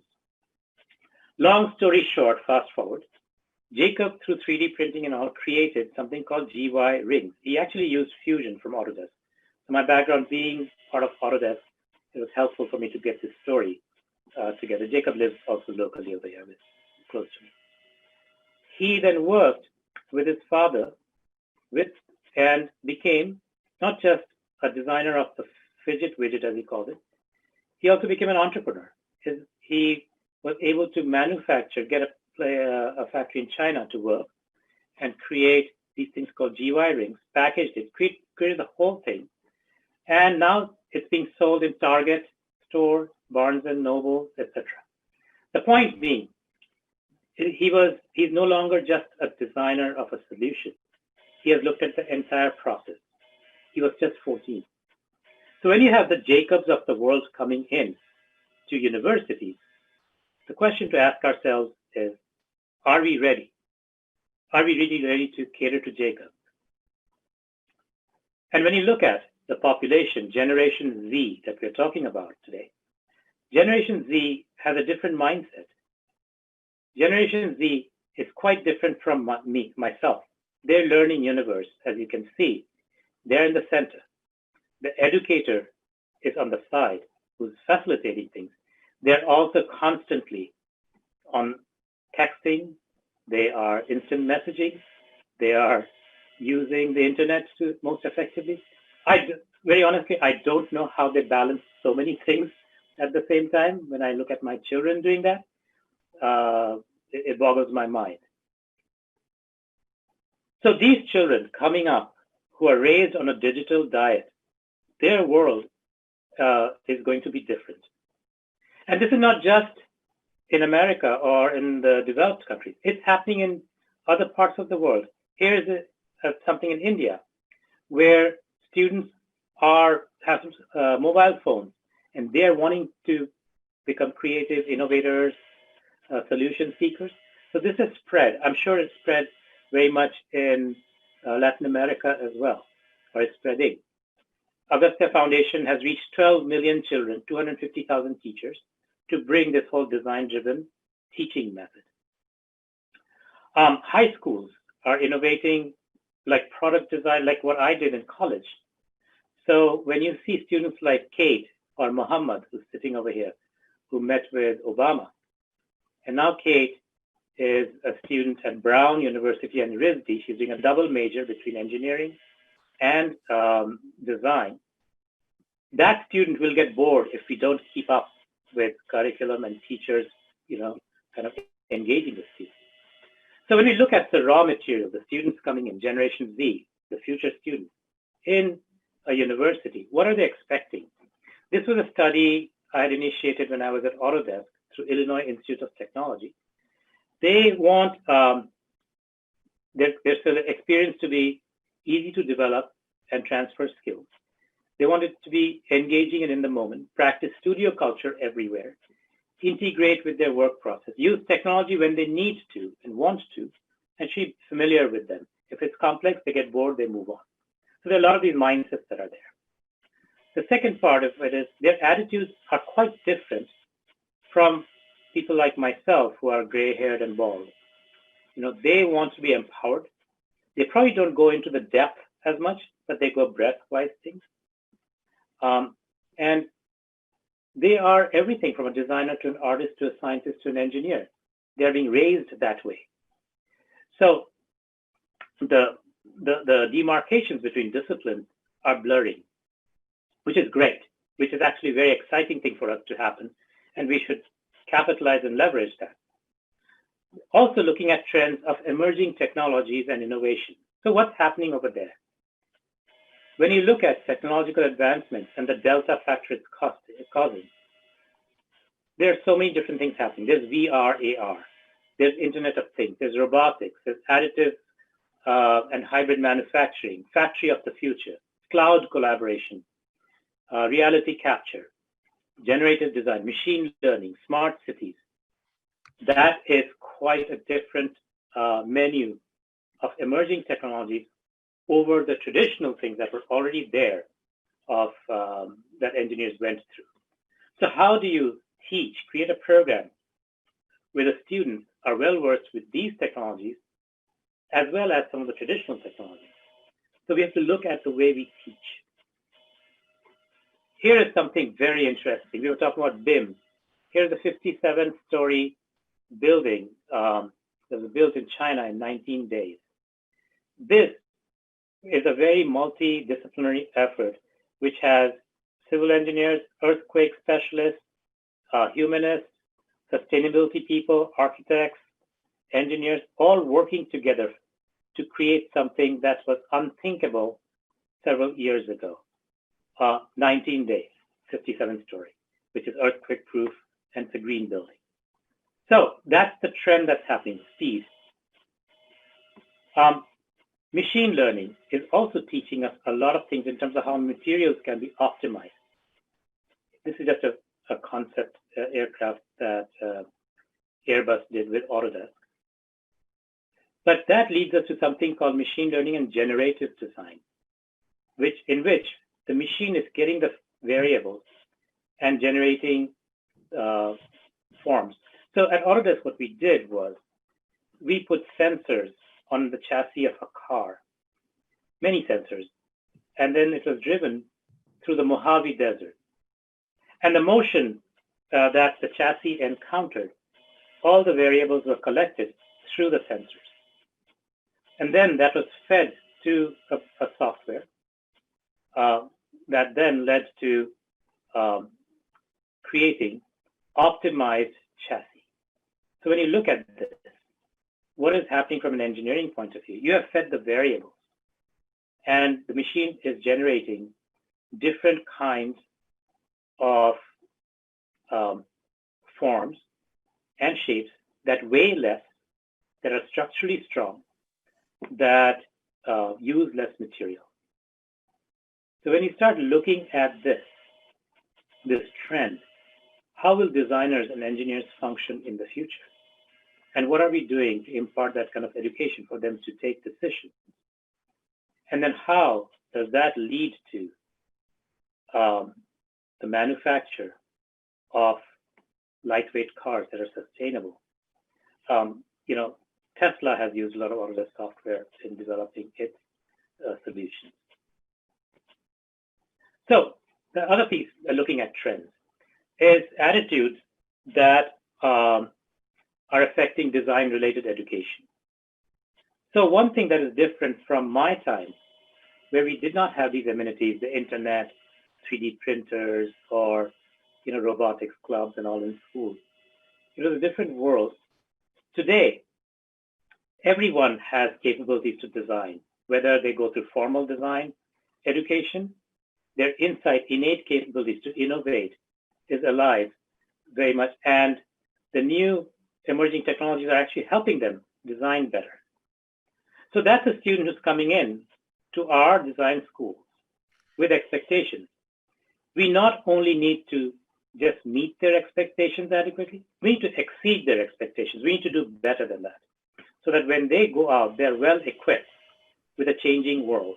That's where we'll be doing the right thing in terms of developing a pedagogy, an institution, and an experience.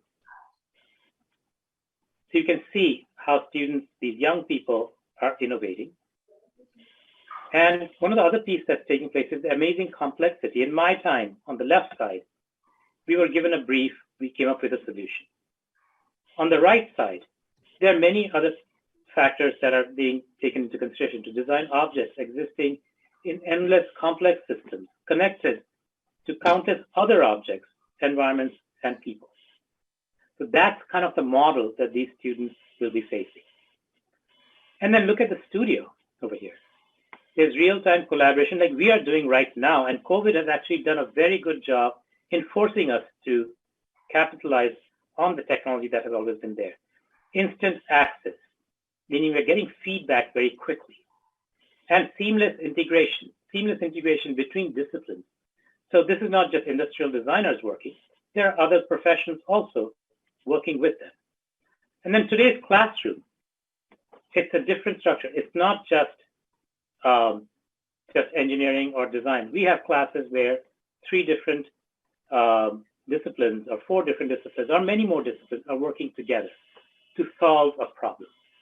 That's where the radical collaboration is coming in. And then when you look at this example over here, here is something that typically an electronics engineer or an electrical engineer would be using to design a product. So an industrial designer would do the body, the electronics engineer would be doing the circuit, and then somebody else would be designing the machine. Today, with software like Fusion in the cloud, all of these can be done in a distributed way simultaneously. So that we are cutting down on the time from idea to manufacture to prototype. That's the new future. I mean, that is the future that's now. So at the end of the day, what are we asking for? Making, thinking, and communicating, these 3 abilities becoming core of design education so that young students can design faster, work anywhere, share with anyone, and do all these things responsibly. That is the key over here. So having been through this exercise, we then started applying it to implementing and building our new program, engineering. Yes? Did you say something? So the questions we asked ourselves is, how does one introduce change into an ongoing successful traditional academic setup?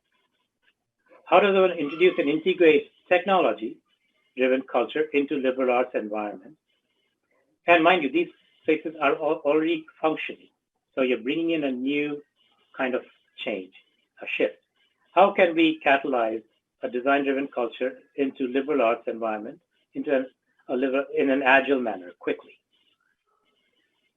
So the other questions we started asking ourselves for engineering is, why engineering? What type of engineering? Why now? And how would it be developed? So now that we were equipped with that knowledge about students and their mindset, we kind of sat back and then we started looking at, well, we need to do something else across campus to catalyze a culture of design and innovation across BC. So if something is going to start in 2021, excuse me, I think someone needs to mute. So given where we are at BC, by the time 2021 comes around, we want to bring about design-driven innovation and a science and technology-driven attitude. So when you look at that and stand back, what are we doing about it? We are trying to see.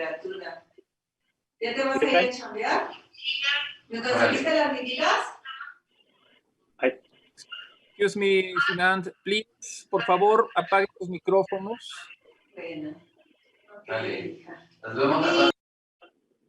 Thank you. So, what are we doing? We're trying to seed an enduring culture of design thinking across BC, and here's what we have done right now. And actually, Surya, your speaker tomorrow, is going to be expanding on design swarm and hackathon. Then thinking courses, we've started a course which has become extremely popular which shows that your students are hungry. They want to do this thing. We are starting our making and fabrication lab, speaker series, prototype labs, design clubs. Students are very on their own going and creating significant design-related clubs. There's a design thinking, an innovation club, DTI. There's a make BC student clubs, and all these have 100 to 200 to 300 students already in it. So what will be the pathway for a student going through engineering? We want the student to be going through and taking all these into incorporating all these capabilities for emerging technologies, but we also want other students of liberal arts. You could be a student of drama, music, painting, philosophy, physics, chemistry. And on a campus, you should be able to get these design-related experiences so that by the time you graduate, you are well equipped for the world. So one of the things we have done is through the design swarms that Surya will be talking about, is in the class we have this, and he'll be expanding on it, this gaming canvas, which captures the entire design process, the analysis of the who, the user, and how that journey goes on all the way to a solution. It's become quite a popular tool that we have been using. And we have been asking students about how, and they've been participating in how our future is going to be baked as far as engineering and other initiatives are concerned.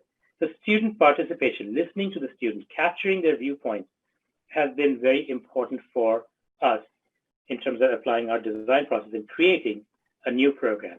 In the past, we wouldn't do that. We would just get a few professors together, put something together and launch a program.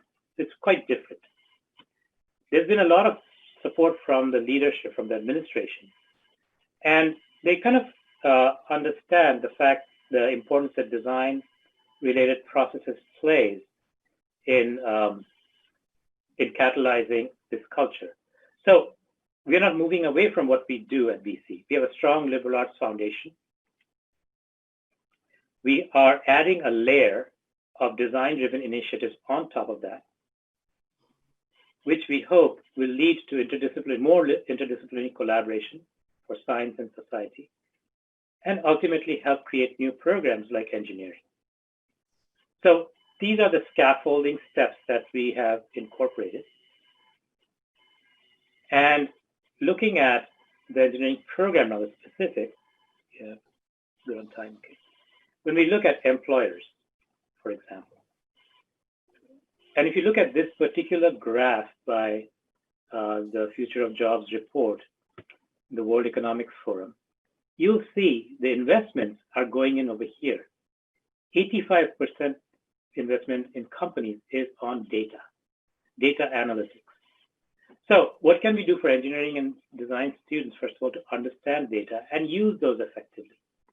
When you look at things like Internet of Things, machine learning, the R&D of many corporations are investing heavily on that side.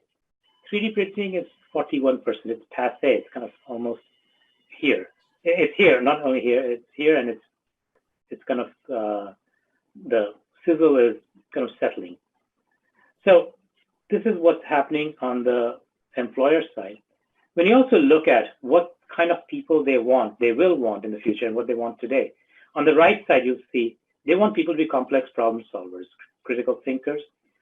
They want them to exercise creativity, people management, emotional intelligence, and service-oriented, can negotiate, and have cognitive flexibility. In the middle is what we're trying to do at the Boston College of Liberal Arts Education. But going back to what Hector was saying the other day, this is over and above the design, being a good designer, the design skills that he was talking about. That has to be also coupled with this. Being that and these two things, working together and acquiring these two projects is what we are trying to fulfill. So what type of engineering? So that whole study led to the conclusion that we wanted to build a human-centered engineering that will be built on the Jesuit liberal arts principle, that is design-driven and focused on social impact. So when you look at this particular diagram over here, we have the rigor of engineering in the middle core, engineering core. And around it, we have surrounded liberal arts studies, and then design and systems thinking is kind of enabling and facilitating the education model. So when you look at these other pieces, we're trying to weave through it the human-centeredness throughout the program.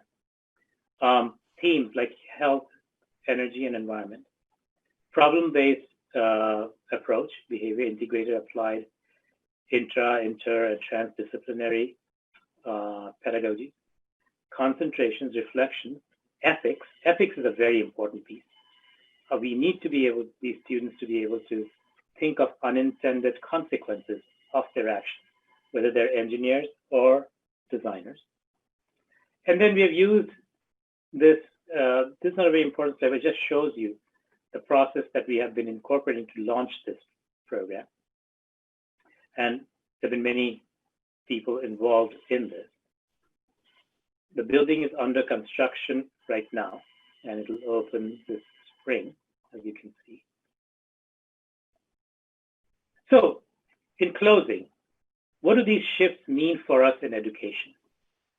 It's very important for us to, as educators, as students, and as administration, the leadership, to understand that these shifts we need to contend with, not just because it's an option, it's a necessity. Above all, these cannot happen without thinking. We need to be graduating students who can design responsibly, human-centered or life-centered design for a better planet, designing for social justice, and focusing on unintended consequences. COVID is a good example of how it's being handled and what is happening through not taking into account unintended consequences. Number two, radical collaboration by design for the future of making and learning. Collaboration is the kernel, the center, in terms of the actionable items that students need to take out. We need radical collaboration if we are to truly address the nexus of design, make, use, infinite computing, digital manufacturing, and Internet of Things, places, and media. This is a very different kind of designer that we need to be graduating into the world. And the Generation Z is already ready with a lot of these things. So it's not a hard task in that way. And third thing is, we have some great opportunities and challenges in front of us, given 2020 and what is the lessons we have learned. I think this has opened, Claudia, you were talking about this whole conference model online. It's really a great model, and we are connecting much better than in a crowded conference. Number four, radical collaboration by design is the future of making and learning, and it's here. It's not something that we are preparing for. So we need to be working backwards and to see what is going to be needed 2026, 2027, 2030, and work backwards as we look at curriculum and new programs. So on that note, I will stop the Today, Tomorrow threaded and open the floor for questions.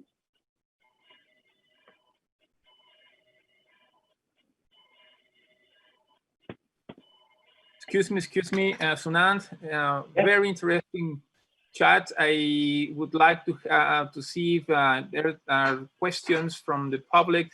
Si por favor tienen preguntas, que los vayan subiendo.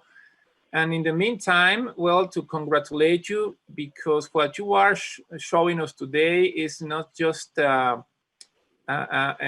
presentation on needs or expectations, but a plan. And I think that's something that we designers need to endure, the fact of planning ahead. Your vision on the needs and to try to predict the needs for a student, and the how do you say, the amount of knowledge that he has to deliver by then is very deep and very new in a way that it's a real critic for nowadays design program implementations, but at the same time, of course, to be a critic, you are putting on the table a proposal that is very interesting. So please, if you have any questions, please, you can speak it loudly. Alguien que tenga una pregunta, por favor, la puede hacer de viva voz. Tenemos unas preguntas aquí en el chat, si me permites. Permiso, pero hay 2 preguntas en el chat. Hay 2 por favor. aquí. Sunan, Yes. Do you think that other disciplines being able to apply design methodologies in their fields strengthens or, on the contrary, weakens design job opportunities? So, a couple of answers for that, Doctor. The reason I had 2 approaches, catalyzing a culture as well as launching a program. Those 2 go hand in hand. So what has happened is when we started, when Surya and I started this new program called Innovation Through Design Thinking, it was a small class of 25. Now we have waiting lists, and this is spreading to hundreds of students through various different courses. And when we look at the roster and the demo and the disciplines, there are people coming in from philosophy, from theology, from English literature, from physics, chemistry, economics, and they're participating in this because we don't have engineering as yet. So that is number 1. So that shows you a trend from students. But that's also showing us students are a lot more active and wanting to learn and chart their pathway than we sometimes as faculty or administration do to respond to them. And the thing is, if we don't respond to them, they will move us. They will affect us. I mean, that's what students are doing. So that's one part. The other part to your question is, we do need to seed certain things, like plant certain seeds, so that when people see those as examples, then they can kind of build on those. So there's some resources that we use, both outside in jobs as well as inside within BC through activities. Did that answer your question? Thank you, Sunan. And Ariel Lagunas asks you, hello and good morning. Do you believe that transdisciplinarity will replace specialization? What will the degrees of the future look like? Can you repeat that question, please? Do you believe that transdisciplinarity will replace specialization? Great question. That's one. And the other is, what will the degrees of the future look like? Great question. Let me answer that, those 2. One is, I think interdisciplinary and transdisciplinary abilities being woven into programs that have specialization is a must. So let's say I'm an applied physics major, or I'm an engineering major. I should still learn how to be a better communicator and working with other disciplines and using those models. And the curriculum needs to incorporate that. That means faculty and departments need to provide those experiences. That means their internships, or bringing speakers in, or showing them case studies, going abroad, working with people, not for people. So that is an absolute necessity. So that the specializations also incorporate a foundation, which is what liberal arts education truly tries to incorporate. So what we're trying to do is to design thinking and processes to strengthen that. The second part of it is, when you look at what employers are asking for, there are 2 kinds. There are ones that are looking for very immediate people who have the skills to start working on it. And, you know, if you're hiring a doctor, the doctor has to be medically qualified to be able to do what they're supposed to do. The same thing with an architect or an engineer. But they're also banking on those other skills that I showed you. So, and then the third thing is, I think a lot of us depend on degrees, but a lot of the just-in-time, short abilities, courses and credentials, micro-credentials are becoming extremely popular. And universities need to kind of embrace those things as well, in my opinion, So I hope I answered the question. Yeah, thank you a lot, Sunant. And I mean, in one way to summarize your exposition could be that you are proposing that college or traditional higher end education has to really have a blend between hard skills and soft skills, because when you talk about storytelling, collaboration across disciplines, communication or interface integration, you are talking about soft skills. And when I listened to Raul Silva on last Tuesday, he was talking about this Unite program to fill the blanks and on soft skills that are given away, or I mean, just left aside by the college education. And just yesterday, Rosemary Martinez, a graphic designer, she was speaking also about the same kind of issues. You need to know how to sell, you know, need to talk to the consumers, you have to learn how to approach them in order to really have this interconnectivity and the consumer or a human being participation. So is that one way to really address the idea? Definitely. So I would use another term also in addition to what you just said, Claudio, is seamless integration. So Seamless. what happens is, at a big university, students go from building to building, department to department. They're supposed to take a set of courses, you know, along with their, let's say, engineering or design core. They're supposed to take general education in, let's say, English, math, physics. And it's like a checklist. But what does not happen that effectively, or is left to chance, is how they integrate those things together. Why did I study English? Or why did I study language? Why am I studying Spanish? You know, Spanish is a requirement in a lot of universities in America. And why am I studying philosophy or chemistry? So what we have done in the new engineering curriculum is every semester, we have put a 1 credit hour equivalent time for reflection. So it's not just you introduce that right up front in first year and we forget about it and then student graduates. That because it's a repeat thing. So you have to make it a habit. So seamlessly integrating it into your habit. And that's where reflection kind of makes you sit, think back, look at it from a distance to see why did I study what I studied? What kind of skills am I studying? And it may not have an immediate payback, but I should be able to connect the dots. So that seamless integration, Claudio, is, I think, a very important piece, is helping the students connect the dots.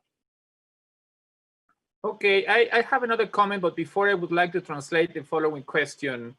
To what level of participation do you believe is this collaborative work and participative work and multidisciplinary work useful or adequate? I didn't quite get that question, sorry. Okay. To what level of participation do you believe it is adequate, the collaborative, participative, and multidisciplinary working? Very important. In fact, it should not be an afterthought.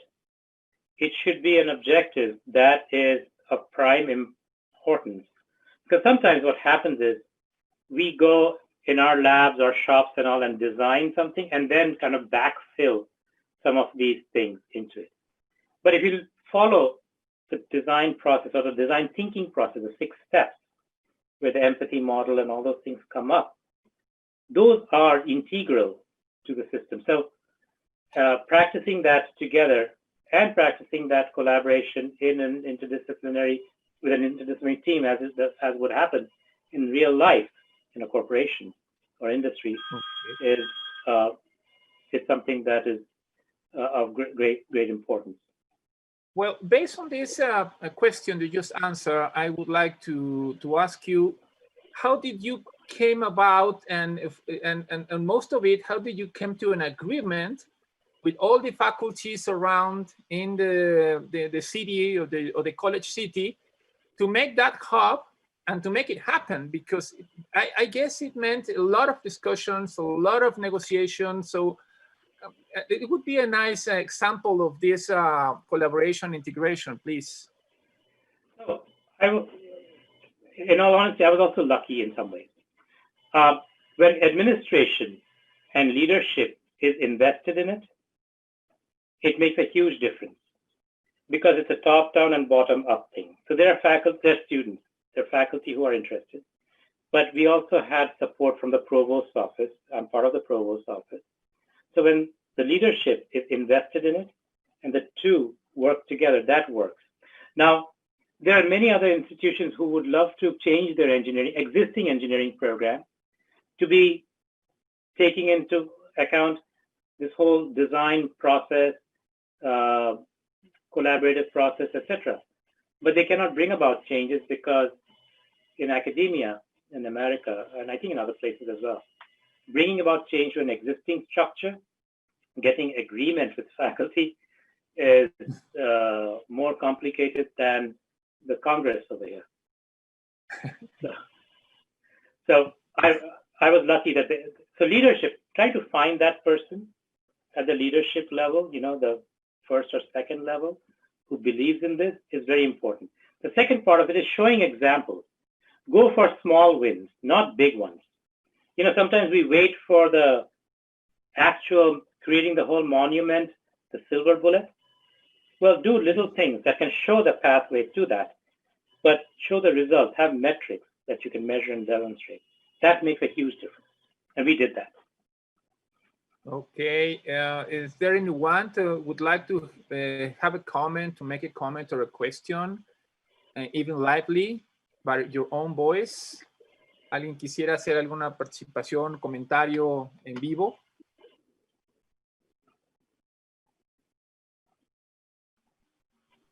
Okay, well, in that case, I would like to keep on commenting with you, especially about that last graph. There's actually, Claudia, there's a question over here, a comment from Melina. She said, do you think that other disciplines being able to apply design methodologies in their field strengths, or on the contrary, weakens the design job opportunities? So let's take that question for a second. Melina, when I talked about the big D and the little d, the big D was the big design job opportunities. And that only gets strengthened when other disciplines, you know, take on the design processes and the methodology. Because once they see that, their ability to collaborate with you, that wall breaks. So I would say that strengthens the design job opportunities, because as a designer, you have those added skills of putting together a solution that they don't have. So I hope I answered your question, but I think I look at it in a very positive way. That's very interesting. Is another question? Oh, here it is. No, it's the same one. It came to me a little bit later. I was about to ask you about your last graph, where you were talking about this kind of a Boston College chart. With the empathy, the human-centered design, the driven innovation, this design-driven innovation versus science and technology-driven innovation. And you have already scheduled these 3 steps on 3 years to get to a point. And I do believe it's quite a short time. So what kind of a plan, or what kind of an organization do you have behind the curtains in order to be so precise? Right. So again, I have had really good support from various. So there was one piece which gets into the whole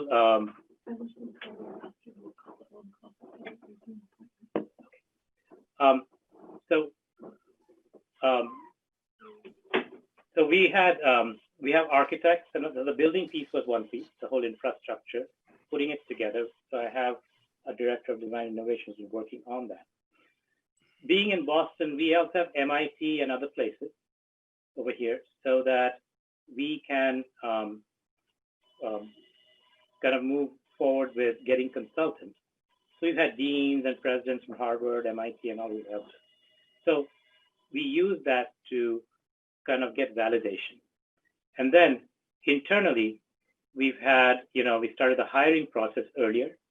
So COVID actually helped us a lot because we were able to kind of hurry through, get faculty and chair and all in place. So that is going on right now. And then what we've done is create a blueprint for the curriculum so that every faculty member that we hire does not have to sit and start from scratch. We want them to be fulfilling a certain ethos that we have, a certain belief. So we have to hire the right kind of faculty member as they start working on it. So it's a multi-variable problem. That graph that you saw, it's several things and that we're working together simultaneously. I'm kind of juggling all those things. Okay, well, Sunant, our time is gone. I want to thank you on behalf of Universidad Autónoma Metropolitana because you have not just been here to give you a lecture on design and programming, but you have brought us the best. The latest is that is happening up there in Boston College, so we are pretty thankful about that effort from your side. Thank you very much. Well, then again, I will have to leave the space and the microphones to Dr. Luciano so he can present our next invitee, Lucy Kimball. Luciano, please go ahead.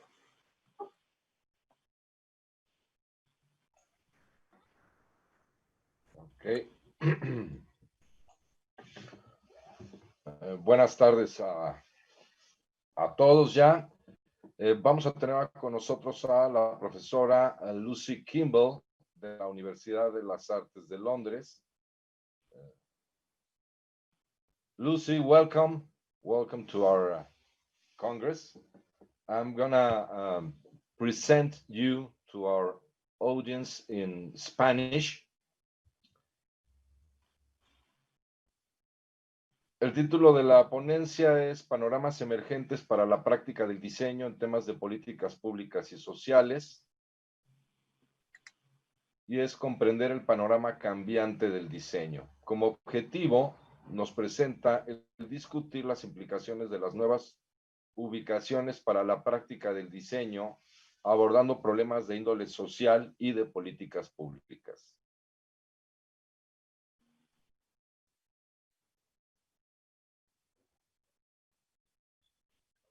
Están surgiendo nuevas formas de práctica del diseño en respuesta a varios desarrollos, como son un cambio en los resultados del diseño a los resultados del diseño uso, una creciente comprensión del proceso de diseño, nuevos campos y contextos en los que se está aplicando prácticas y métodos de diseño, cambios en la forma de mirar las cadenas de valor o comprender el valor a través de los diferentes actores que se involucran. La doctora Kimball labora en el University of Arts de Londres. Es directora del Instituto de Diseño Social y profesora de diseño, de prácticas de diseño contemporáneas en la Universidad de las Artes de Londres. Y bueno, es una experimentada investigadora, educadora de alumnos de posgrado y da consultoría en diseño estratégico. Y ha trabajado gran parte de su carrera precisamente viendo las maneras en cómo entrelazar a diferentes disciplinas en contextos que incluyen lo social, la innovación social y la innovación en políticas sociales. Sin más que agregar, damos inicio a la presentación de la doctora Kimball. Dr. Kimball, the stage is yours. Thank you very much. Muy buenas tardes, muchísimas gracias por invitarme. Desgraciadamente, mi nivel de español castellano no es un nivel bastante alto para discutir con ustedes en su idioma, pues si me permiten voy a continuar en inglés, pero estoy muy feliz de estar aquí con ustedes. So I'm gonna share my screen. Okay. Can you see that? Yes. Okay.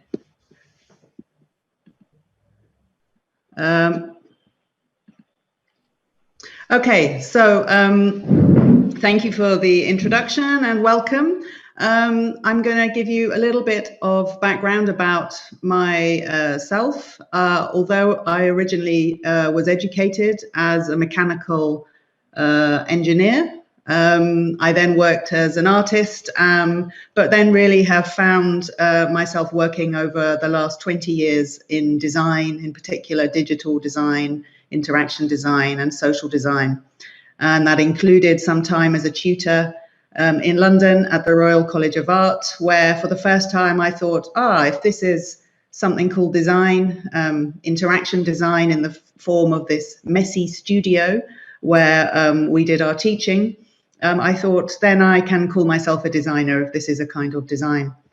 I then had an opportunity to work at the University of Oxford for 5 years as a research fellow, and then continuing until last year teaching one of the first classes on an MBA in the world in design thinking from 2005. And this is a picture from one of my MBA classes where you can see I'm trying to turn the classic lecture theatre into a kind of studio, sort of disrupting the logic of learning that is embedded in the form of the lecture theatre. And more recently, I have become more of a researcher, producing some written outputs, including academic papers on design thinking, a book on service design and innovation, a study for our research funder on social design and its potential, a study on design of design expertise used to design policies, and I will talk a little more about this. A study on business models in cultural organizations, and a report about an experiment by part of the European Commission to explore using design as well, and I will talk a little bit about that. And along the way, I also sometimes produce some artworks. For example, this installation originally produced in 2005, which was a result of a collaboration with a sociologist trying to make things public. And more recently, this wallpaper that is a proposal for wallpaper that would change in response to local air pollution. So I hope this gives you a flavor of my interests and kinds of practice and research. And in this talk, I'm going to talk about the context in which design, new forms of design, excuse the cat, new forms of design are emerging. A couple of examples, both from policy labs that I have worked with in Europe, and also some of the activities we are doing in the Social Design Institute at my university, and then some implications of these developments. So starting with the changing contexts. So I think we are seeing a shift from over some years now from a focus on the outputs of designing to paying more attention to the outcomes from designing and from using things that have been designed. So the classic sort of 20th century model of design was something, beautiful and useful, maybe. This is obviously product design example on the left. And now there is growing attention within design, research and practice and education on the implications, which may be negative, of design expertise. This is a picture of a flood, one of the consequences of climate change. It's a picture of somewhere in England, in the north of England. Many of the examples that I will use are from Britain or from Europe. I'm not familiar with Mexico or Latin America, so I regret these are very Eurocentric examples. But I think when people in Britain experience the direct result of climate change in the form of extreme weather events, the lived reality of design decisions and consumption in which designers are implicated comes home very clearly. A second shift has been in the past 10 to 15 years is from the process of design being mysterious to being the process being something that is understood and accessible to others. So you may be familiar with this design squiggle produced by a designer, and you can buy a t-shirt with this on, which means that that shows that the process is this mysterious mess that is cannot be understood so clearly. And then on the right-hand side, something produced by the then chief executive of the influential design consulting firm IDEO, published in Harvard Business Review in 2008, which is one of the things that announced design thinking to the world in a business context, where instead of the mess of the squiggle on the left, you still see some squiggles on the right, but it is a nice, tidy, clean circle, and through this process you will get innovation. Another shift has been from the industrial contexts for which we are familiar with design to expanding fields. And so a shift from designing objects like this, very much tied to consumer technology and those kinds of investments, to new forms of public and social exploration of design. And here is an example in the Spanish language from a website and blog, Diseño Diaspora, which brings together Spanish-speaking researchers, design researchers, who are reflecting on the different contexts in which they are using design, which are often public and social and sustainable. There's also a shift from the industrial logic of value chains to the idea of value being created through different actors coming together to create new forms of value.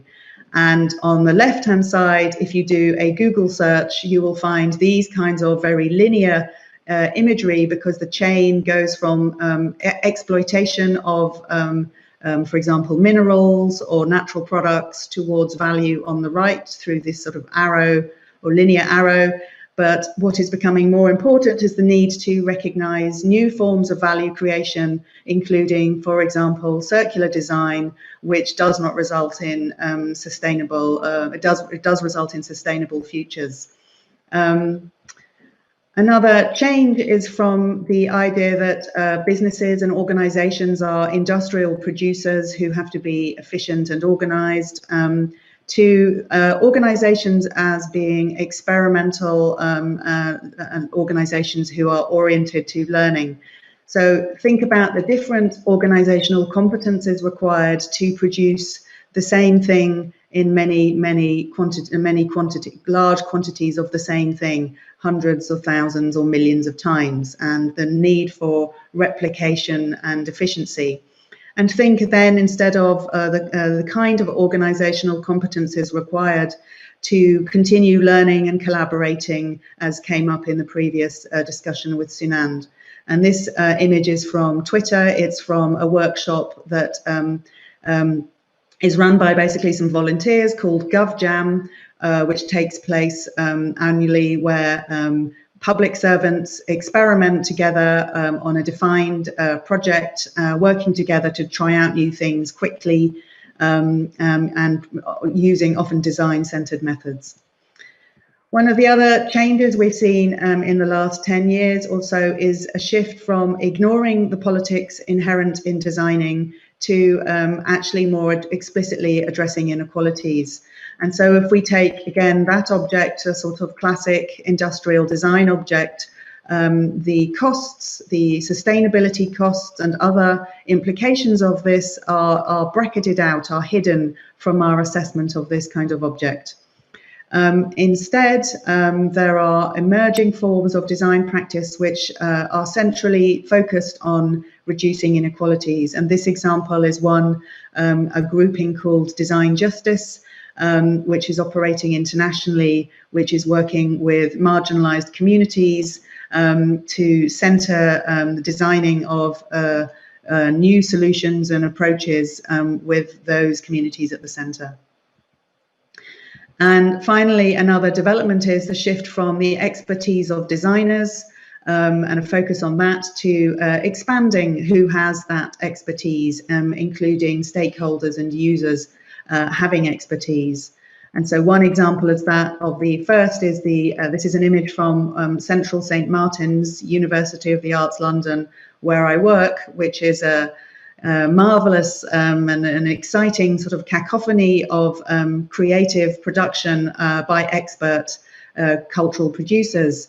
But on the right-hand side, this is an example of a toolkit which is aimed at people working in development and humanitarian context, using principles associated with design to open up designing to people who do not think of themselves as designers. So if we look at these together, we can see a shift in the context of design and designing and different forms of professional expertise and non-professional expertise and new kinds of practice emerging. And I'm now going to talk about a few examples of those that I am familiar with. The first is policy labs. And these have been developing intensively, really, in the last 10 years around the world. I'm familiar with some of the European ones, but there is also some, obviously in Latin America, there are also forms of policy labs. And if you look at this link on the right, this is a paper by Maria Ferreira and Andrea Botero in a special issue of a journal which I co-edited that was published in May this year, which specifically looks at Latin American public sector and policy labs. The image in the back is from a building in central London where our civil servants, our public servants are based, and where a team called Policy Lab that I worked with for 1 year through a research fellowship where they are based. They've actually now moved to a different building. And you can find out more about them on Twitter, where unusually they have an active presence as civil servants. When I worked with this team, there was really two or three people, and it was a very fragile setup. In the last few years, it has grown to about 20 people and had numerous connections with colleagues, their colleagues inside the British civil service, working with different kinds of policymaker. And this image is from the sort of grand building that sometimes civil servants in London have their meetings in. When I was there, I was not from this professional practice. I had this fellowship where I spent a year working with this team and helping them develop their practice, and then I've continued to be in dialogue with them. So this is the kind of, it's not all the meetings are in grand rooms, by the way. It's just this was the sort of strange historic one that one meeting was in. But there is the structures of how our public institutions work are very historically situated, which is why I guess I show this image. And it is hard for public administrations to develop new competences. But with this team, and there are other similar teams across the UK government and often connecting with other policy labs and innovators around the world. So with this team, they're trying to develop new ways of exploring policy problems and policy solutions with different internal and external stakeholders involved in policy and also in the delivery of policy in the form of public programs, public services, and also working with other bodies to do regulation and so on. So this image comes from a workshop, a 2-day workshop I helped co-organize with the Policy Lab team, where we tried to work with civil servants to create a new form, which we called the policy sprint, which took a particular policy area and brought together civil servants to work differently. That led to then various developments going forward. And just some images from this kind of work includes things which will be familiar to anyone who's familiar with service design or design thinking or elements of interaction design or product design. So, for example, making physical models and mock-ups of potential policy responses. And this is being done, by the way, by public servants, by civil servants, not by designers. Working with stakeholders here, young people, so the people who are affected by a policy decision or a policy problem, to bring them into dialogue very early on, rather than being just the recipients of a policy service or change.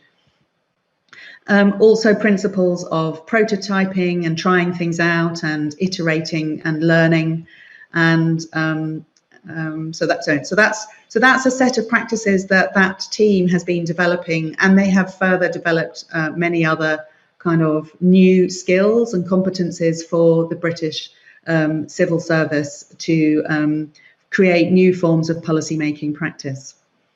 I'm now going to turn to a second example of a policy lab. This one is in the an organisation that is part of the European Commission, so the governing body for Europe. This is the building that this team is based in. The team is called the EU Policy Lab. They are part of the JRC, the Joint Research Centre, which is a kind of research institute covering many areas. Some of the areas you can see on the front of the building. And interestingly, when I went to the building, this is 2 years ago, design was not yet listed on there. And I said to the colleagues, you know, design, you are doing design, when is design going to be on the front of the building? So I had an opportunity to work with the small team in the EU Policy Lab who were exploring the topic of the future of government in 2030 with one of the Directorate Generals of the European Commission. And there was recognition already that forms of government, engagement with citizens, new forms of data, new forms of decision-making are changing the power and have some ethical implications for how decisions are made. And these public servants in Brussels wanted to try out using new methods to try and find some ways of thinking about the topic of the future of government.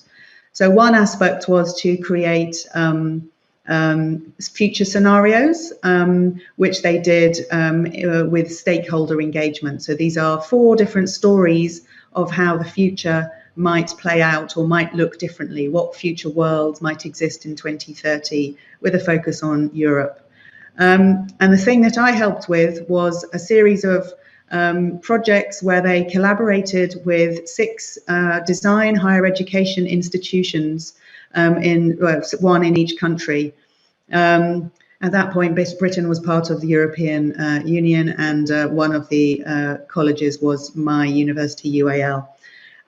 So this EU Policy Lab basically set a brief asking the educators to work with their students to imagine and explore the future of government, and then for the educators to share the results of the student projects with the team, and I was involved in that. And then we selected a number of these, which you will find on the project website. So just to clarify, these small projects were produced by students, mostly master's level, some undergraduate level, and mostly from product design, service design, sometimes communication design, from 6 European countries. And this is an example of one of them, which is at the more imaginative and speculative end, and it is produced by students at my own university. Students imagined a future where your tax bill is not based on how much you earn and how much the government has decided you pay based on the current criteria. It is based, your tax bill is based on the risk that you are going to cost the government money because of your behaviors. For example, if you do not look after your health, your mental health, and so on, you will probably cost the government more, so your tax bill will be higher. So that imaginary proposition, the students explored, and then they created this fake or imaginary tax bill here in paper form as a way of communicating that concept, showing that for the citizen who is being asked by government to pay their tax, what it is based on.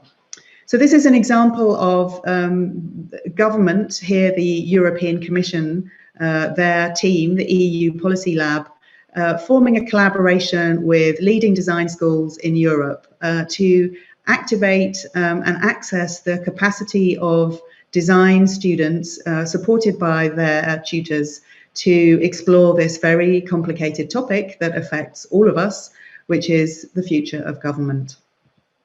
And this project concluded with an event in Brussels at the European Parliament and at the European Commission, including a small exhibition of some of these projects.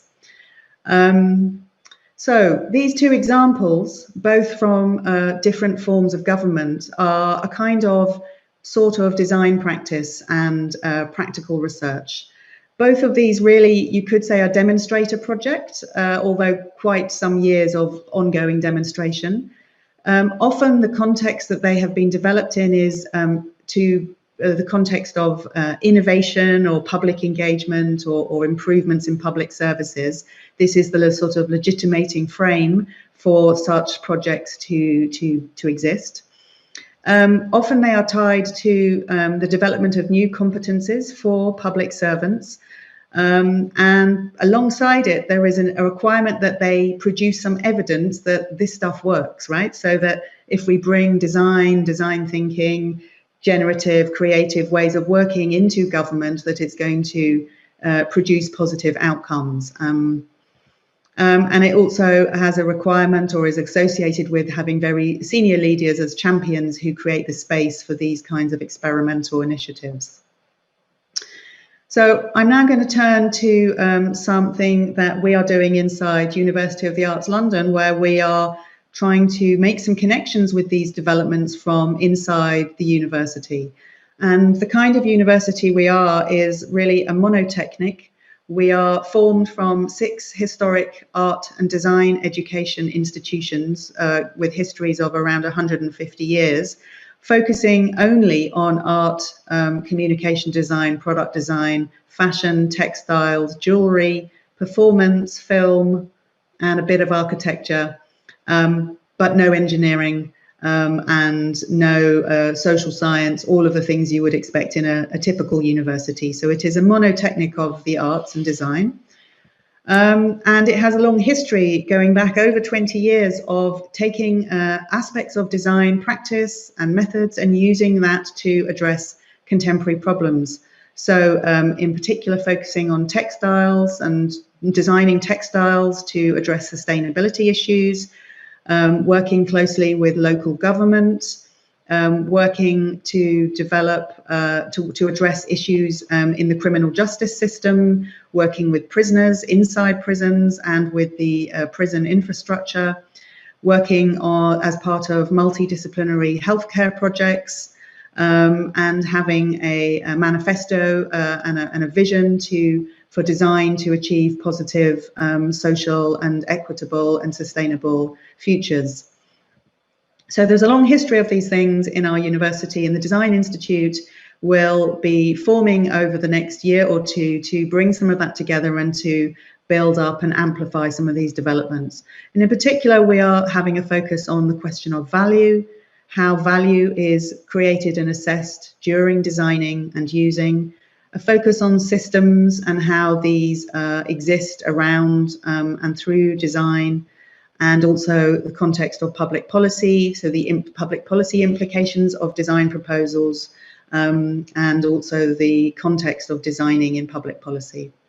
So we're at a very early stage of these developments, but just a few examples. One of my colleagues focusing on our value theme is evaluating one of the projects that the university has at the moment, working closely with a local community centre that is using the creative practices to try and support place-based change. So we are supporting with the evaluation of that. So we have a better understanding and a better story about how cultural universities like ours and design can lead to positive place-based change. A second project that we are working on is addressing the very present issue of knife crime in all of our cities. And there are many factors for why knife crime is a problem. And in particular, it is a racialized problem where young black men who are predominantly the victims of knife crime are also predominantly seen as the problem that has to be fixed. So as part of that project, we have been working with our colleagues in the Design Against Crime Research Centre and with a local radio station that is run by young people, where they have direct and personal knowledge of knife crime and its consequences, to try and have a deeper and richer systemic and contextual understanding of knife crime and shift it to, instead of being a problem of crime, to shift it to being a public health problem. A couple of other projects, we are working with management scholars and law and accountancy firms to try and understand new forms of professional practice that are emerging as a result of AI. So this is an example where we are taking a kind of sort of design thinking methodology to work with law firms and accountancy firms to help them prepare for the total changes in their markets that might come from AI, so that they can be prepared for that. And as an example of that, we have created some future scenarios, again, of 2030, where we help the lawyers and accountants understand what that future might look like. Not in a way that is predictive to say this will happen, but in a way that says, here are some things that might happen, to help them develop, explore the strategic implications and develop their own decisions, sort of frameworks for decision making. And another large project where we are working as part of a large interdisciplinary grouping is to address the public policy challenge of antimicrobial resistance, so superbugs, and the fact that antibiotics are misused and are not able to work, and people die because there are not the right antibiotics because the microbes are developing and changing. This project is specifically working with Indian colleagues, and the output of the project will be proposed regulations and regulatory frameworks for India. So here, design is really a way of supporting the engagement with stakeholders, or rather supporting our Indian colleagues to engage with their stakeholders and translate their research findings into these proposals for public policy. I'm now going to turn briefly, let me just check the time, to a couple of PhD students who I have the privilege of supervising, who are taking some of the creative and generative capacities of design and the arts to address public policy and social issues. Hannah Entwistle-Chapuisa, who is a PhD student at Chelsea School of Art, one of our colleges, is by origin a lawyer. She has been working in the United Nations professionally for some time and has become concerned about the kinds of conversations that are possible in large meetings of the sort that the United Nations have don't work, basically. So she has become convinced that bringing artistic practices into those meetings, so UN meetings, will help the members of those meetings, who are obviously from United Nations countries, to really understand more deeply the challenges that they are discussing in those rooms. And the way she does this is to curate exhibitions and events and interventions in those UN meetings. And this picture comes from a film of a project where she did that at the UN migration meeting in Morocco last year, 2 years ago. So her aim is to try and develop a conceptual framework to explain how artistic interventions can help change the nature of the conversation, in particular focused on displacement of people because of climate change, which obviously in Central America and Latin America is a huge issue for you, as well as in Europe. And a second PhD student doing incredibly visionary work is Daniela Jenkins, whose aim is to design feminist pensions policy.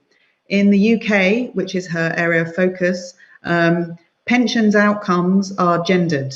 That is to say that although the majority of people with pensions are women, they actually do not benefit from pensions in the same way as men. And there's various historical and institutional reasons for that. So in Daniela's research, she's studying the sort of formation of pensions from a feminist lens. She is then interviewing women, millennial women, who will be retiring in 2050. So she's interviewing them now about how they imagine their futures and their pensions.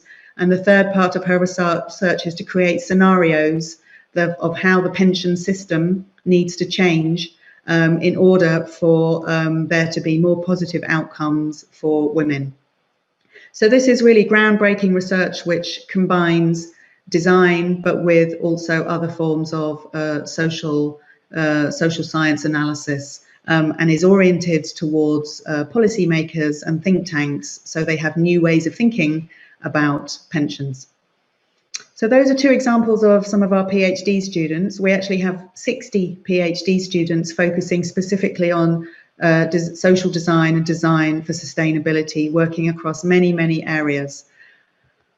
And finally, the Social Design Institute does have some connections with the university's teaching and learning, including, for example, a student brief that we set in collaboration with a new charity called Bite Back, which aims to reduce child obesity in the UK by 2030. Child obesity, again, as I'm sure in Central America, Latin America, is a substantial problem, public policy problem.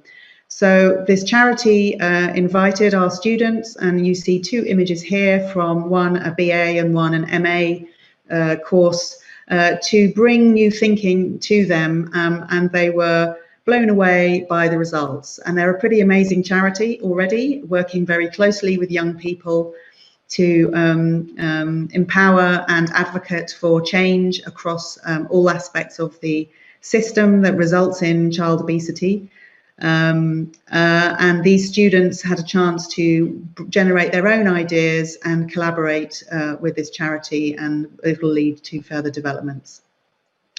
So through that, I've given you a sense of the types of projects that our own small institute is doing, trying to take the opportunity of working and developing these new forms of design practice and new kinds of partnership. And underpinning these, I would say, there are diverse accountabilities to society. Although in the UK, students are a kind of consumer, they pay fees. At the moment, actually, I shouldn't say anything political. Anyway, the students pay fees, and so they are a kind of customer. But I would say there is a recognition that the design institutions have a responsibility to society and to charities and others that we can and should work with. Increasingly, these are based on very porous boundaries between our university and the kinds of organizations we work with. We involve that, they're sort of centered on mutual learning and recognizing that's with diverse participants. And there are particular kinds of drivers for this and constraints on doing this, which we are trying to understand and grapple with. Oh, and finally, yeah, it also requires senior leaders to make the space for these kinds of developments, the space and also investment and time. So finally, just some implications of these developments for those of us who have different roles. In educational institutions, I think there's an opportunity to develop porous boundaries, to work with partners, to have deeper engagement through knowledge and through research and knowledge exchange. So the examples I've shown you both come from funded research as well as what we call in the UK knowledge exchange, so kind of collaborative learning. And then also, as came up in the previous presentation, the idea of microcredit. So recognizing that if you are working with local community members or people from a local charity or indeed local government or civil servants, that they have their own ongoing learning, and the university could provide a kind of accreditation for that, which might support them to have something more formal if that's what they wanted. The second set of implications is for design professionals, which is to get clearer about who we are accountable to, not just our clients who are paying us, but to society as a whole, to acknowledge the unintended and unwanted consequences rather than just tell positive stories about change, and develop stronger competences in evaluation and learning and negotiating the different forms of evidence that are required, and also be open to mutual learning and, for example, combining activism, working with communities, as well as things that earn fees from professional consultancy. And finally, some implications for public servants, that they are already, some of them, but more could develop anticipatory and experimental competences. And one way of doing that is through collaborations with design institutions. And I gave you a couple of examples today. And they can also be open to new forms of evidence. In certainly the public administrations I have seen close up, evidence matters a lot, although so the sorts of things that design and designers can produce, and this doesn't necessarily produce evidence that they understand in the same way. So they need to have a sort of more open conversation about what kind of evidence is evidence. And finally, they could join and participate in the different networks that exist or create new ones to share knowledge about these developments. So to conclude, I've tried to share with you some perspectives on the emerging landscapes of design that I've had an opportunity and privilege to be part of. It's been very much a UK and European focus that I've shared with you. I hope some of it is relevant to the context you work with, and I'm happy to join you in some questions.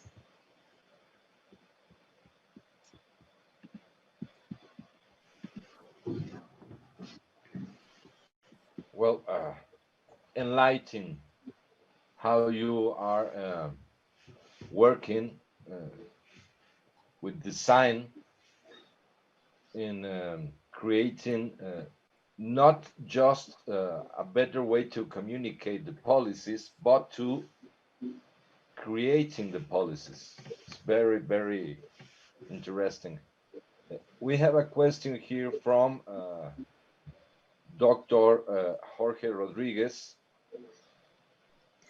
Says, Dr. Kimball, do you see a higher level of society participation in Europe on how public policies are taken, on how to spend public money, and that the strategy include design, for example, urban furniture, public squares or plazas, how hospitals are equipped, public transportation, etc.?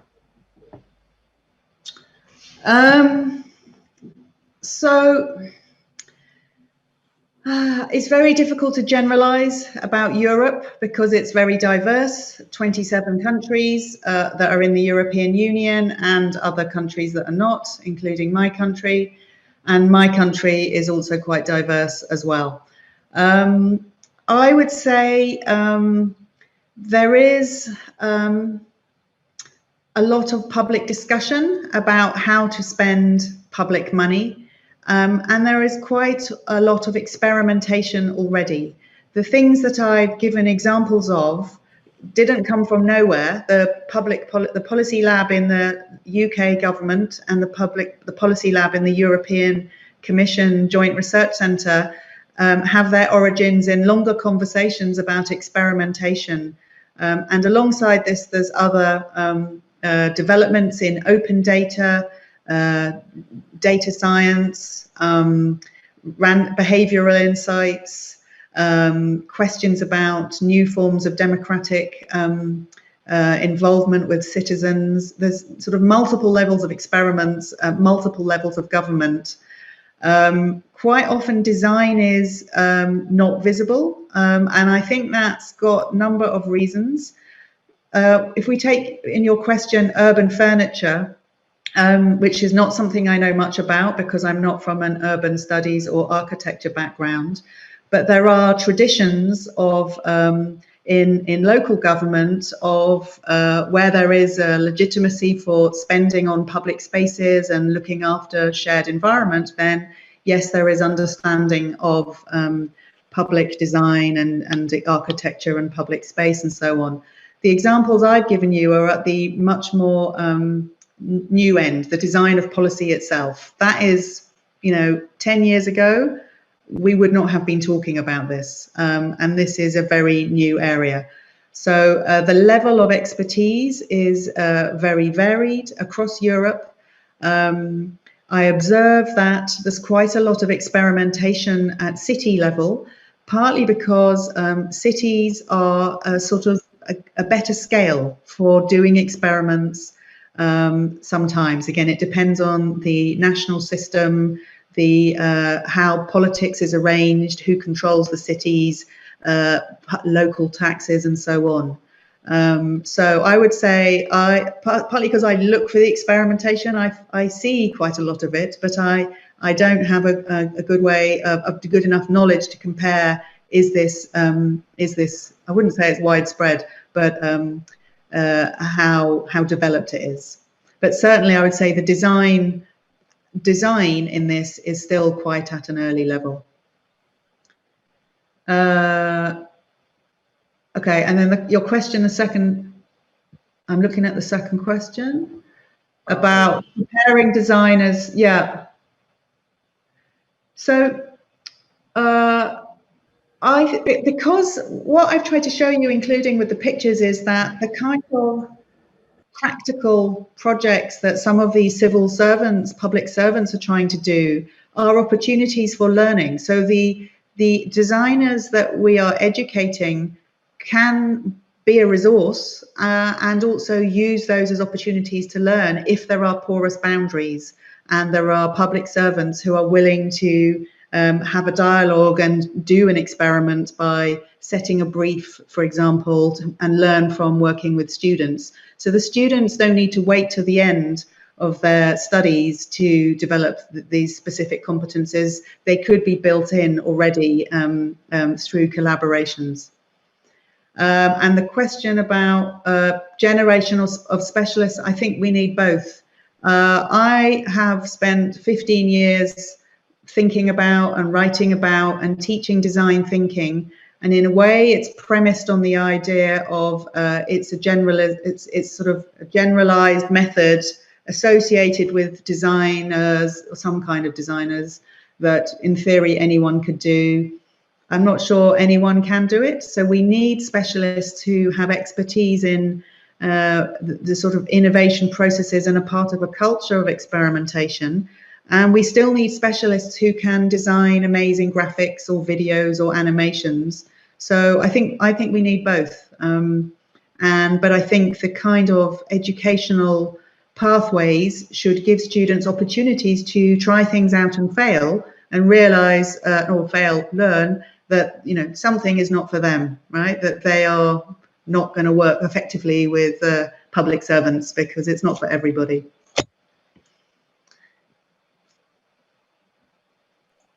Sorry, thank you very much. Is there any more questions, Claudio? Yes, I have a comment or question. However, Dr. Lucy would like to take it. I would like to have a couple of precisions before about what is in fact a policy lab, and what are their aim, and of course their reason why. It's okay, it's a very new way of doing things and a very new concept. So I would like just for the audience to get a better comprehension about what is a policy lab. Yeah, so I think there are different forms. And if you look at that article that I put in the slides and the references, you will see quite a lot of range of examples. Some of them are in central government, some of them are in local government, cities, some of them are actually outside government, so they're not part of public administration, but they are calling themselves a policy lab, but they are working in partnership. And there are also specialist consultancies who have developed these skills and work with public servants as consultants, using these design skills to support them. So there's a whole ecosystem and also some sort of learning, and training organizations already. But what there isn't is an evidence base that's really systematic to try and understand. Some of the policy labs have a strong focus on data, open data, and just data science and behavioral insights. The ones that I look at more are the ones trying out design. And some of them do all of that and some of them don't. So for example, Policy Lab, who I mentioned in the UK, their overall focus was design, digital and data, but predominantly what they were doing was working through a design methodology. So they weren't designing public services, they were working with civil servants who were trying out new methods. For example, commissioning ethnographic studies of the people whose lives they were aiming to intervene into and change through policy. Some of the policy labs, like the EU Policy Lab, which, as I mentioned, is already located in a research institute in the European environment. So they are already researchers. They are slightly different. So their job is to produce guidance and insights for the policymakers inside the European system. But the EU Policy Lab team specifically focuses on competent foresight, so futures and foresight. They have some work, I think, on behavioral science, and they have some, a couple of projects, or 2 or 3 on design. So these are, they're all trying out, all of them. They are trying out new things, and some of them have longer histories, and they don't all last for long, right? They're actually quite fragile because they require, they're quite small compared to the environment they're in, and they have to find new ways to kind of legitimize themselves. So their aim is to produce often new insights for the policymakers who are developing some kind of policy or proposal or way of working, and the topics are extremely diverse that they work on. Okay, well, here in Mexico City, we were named the World Design Capital. Maybe surely you are aware of that WDO project, and we were meant to be the, if I remember correctly, it was 2018, and around it came to be this Mexico City lab, and now I getting to understand the function, the utility of that that institution. I don't know right now if they are still working or not, because there wasn't that much spread out of information or promotion about the lab itself. But I guess it fits into what you have just defined us as a lab, and the aimings and the objectives of these type of organizations' existence. So, well, it's quite interesting. Maybe we have had just one, and almost nobody noticed it. So I guess it's a lot of work to do inside the college. Our college, on the other hand, and I'm bringing this about because especially our school, has always aimed since we are quite a young school. We have almost 50 years of the whole university to be created. And since the very beginning, the design speech has been around the uncolonization, to decolonize the European influences.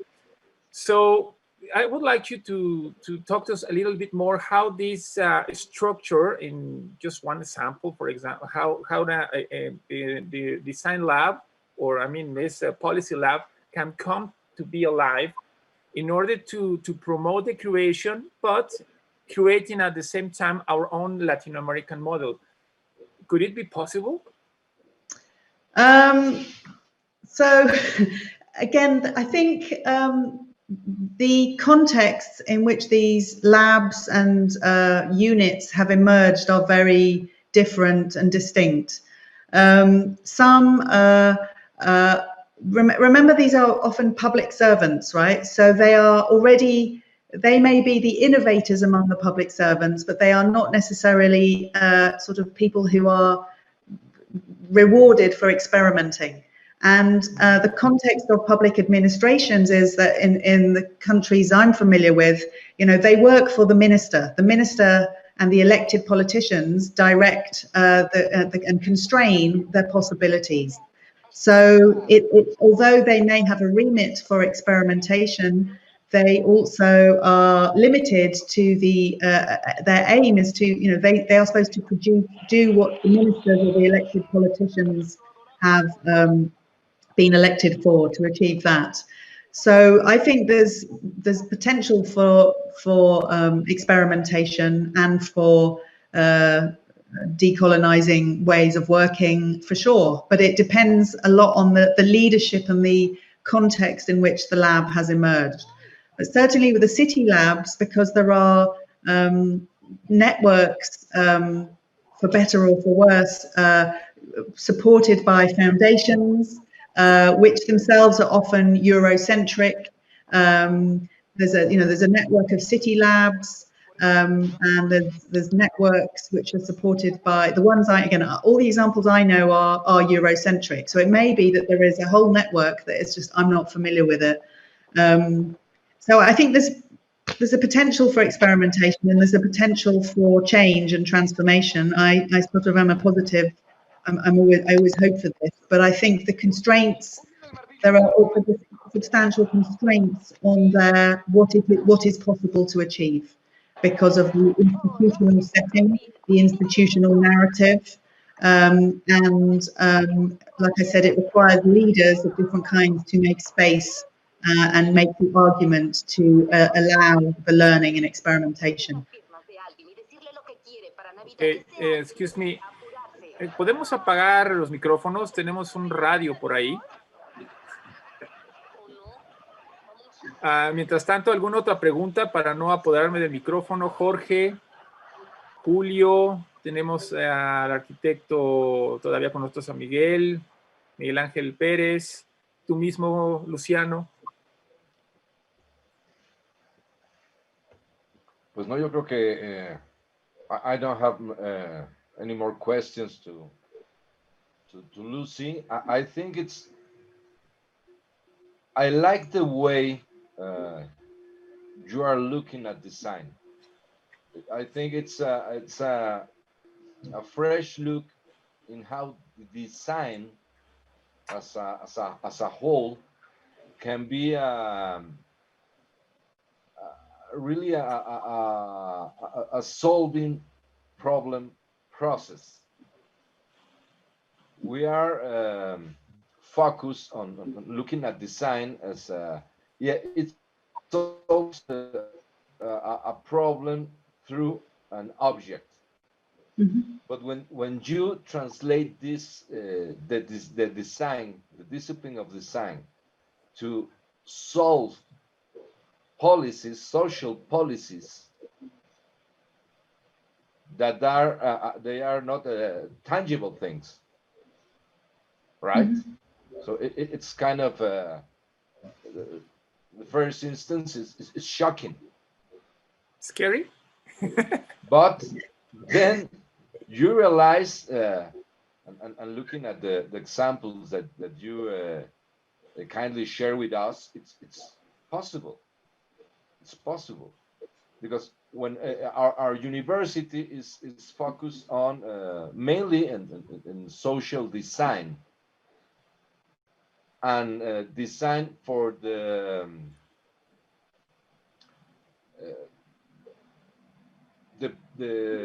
poor levels of our society.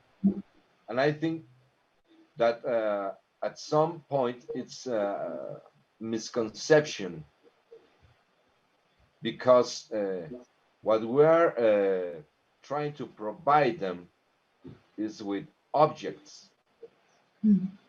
And I think they need no more objects.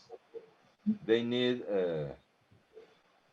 well, objects are always welcome, but there are things that are more important than nice looking objects, like policies. Yeah. And I think it's great. Yeah. It's a way that we have to think about it and look how to put this in working here in Mexico. Yeah. Yeah, I agree with what you're saying. The one thing I would add is that policies may be intangible, but they have tangible effects. They result in a decision to build this here, but not there, to tax this and take this money and put it here, this school, this hospital, this program, etc. So they're very tangible. But they are also hard to grasp. And actually, one of my PhD students, a different one of the things she has been doing is working in the area of housing policy with people who are tenants, social tenants, so they are in public housing, sort of.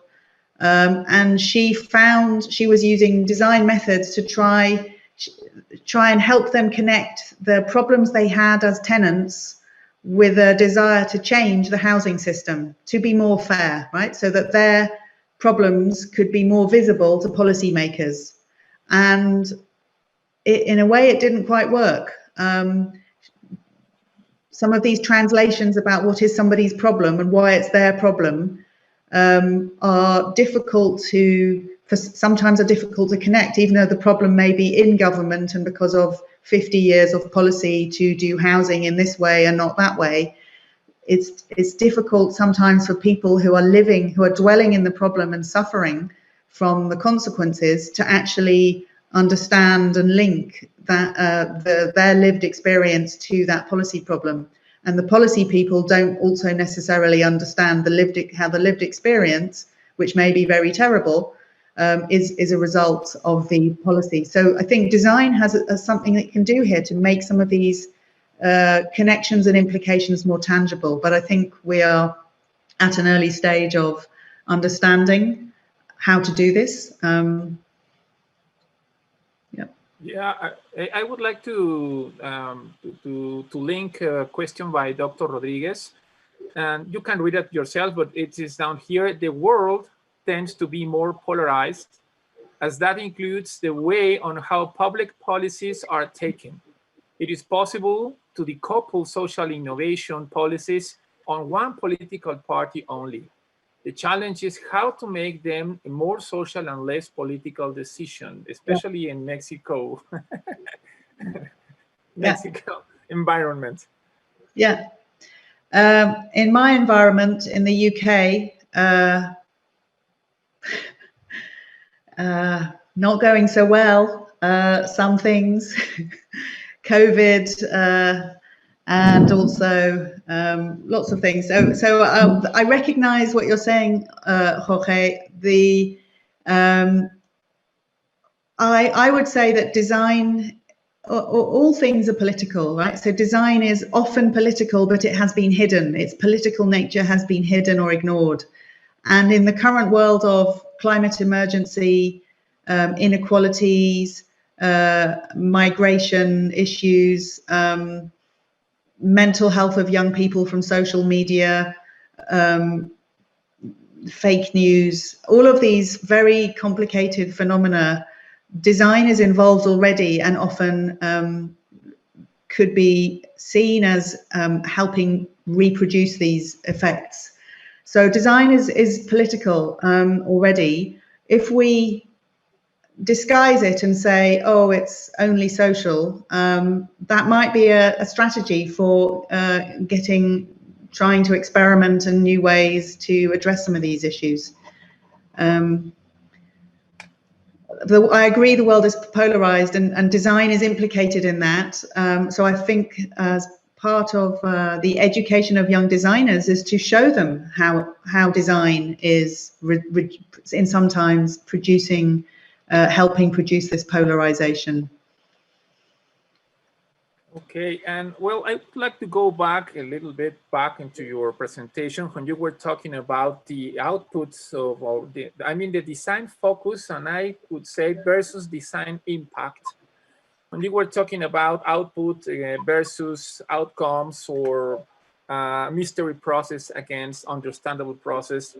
And the one that caught my eye is the value chains. And I have to put myself as an example with my teaching students or my students. I'm trying to make them aware of the design value. And I talk them and I try to make them believe and realize that they are inside a chain of value chain. But now you talk about constellations. Which is the evolution path from a value chain to a constellation chain? I mean, a value constellation. Yeah. So that term value constellations comes from an Oxford colleague so two thinkers, Richard Norman, who's a management thinker, and Rafael Ramirez, who's a colleague from Oxford, where they work on strategy. So they say businesses, and the value creation they're talking about is how firms create value. So the value chain metaphor is really much tied to industrial production. You know, you dig up some, metal, or you grow some crops or cut some wood, and, eventually some value is produced at the end. And that is a simplification that is not really accurate if we analyze the world in a different way that recognizes lots of things are linked together. So the value constellation metaphor is helpful because it shows how it helps you analyze how the value is created. And you seem to be suggesting that design can create new kinds of configurations or constellations, and I would agree. Innovators put new things together in new ways, and design can do that too. Marvelous. Well, Luciano, I guess this was the last question. There's a salute from Jorge if you want to read it and to end the session. Jorge has a class to teach right now, so he has to say goodbye. And, thank you. Thank you for your participation. Any other questions or comments? Anybody? ¿Alguna otra pregunta o comentarios que tenga alguno de ustedes? ¿Puedo hacer una pregunta? Perdón. Por supuesto que sí. Adelante. Okay. Hi. Thank you so much, Dr. Kimball. First of all, I would like to know, what do you think? Do you believe that in the current climate, and I mean like the social climate after COVID-19, that policymakers will maybe start to pay more attention to what experts have to say about policy in terms of health, but also in terms of design? Because I know there are a lot of things that maybe could have been done to prevent the widespread of COVID-19 in terms of design, especially like architectural design or urban planning stuff. So I don't know what your thoughts are about that. I think we're going to spend the next 50 years trying to understand what has happened, what could and should have been done. So I think there's a potential for different forms of design, expertise, and also the nature of exploring and generating and testing solutions throughout COVID both the health responses and also the government and other responses, for example, in support to businesses and communities. In the UK at the moment, we are experiencing now the second wave. The public health officials were predicting this and advising the government what to do some weeks ago, and they didn't do it. So now we have numbers rising and new restrictions, and so I actually don't feel able to even think about what design could do, because this country I'm living in is although it's a rich country, it's a country with relatively strong democratic institutions. It is a country with a very good scientific base and public health system. So, but it is not doing well. And the effects of the pandemic are extremely unequal, and in particular, much disproportionately falling on people of color, Black people, people of color, people who are Asian, people with disabilities. And the data shows us this, and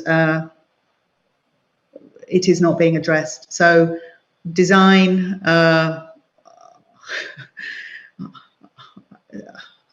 think in my country, in my colleagues, and we are all sort of in shock, actually. So I don't have a better answer than this.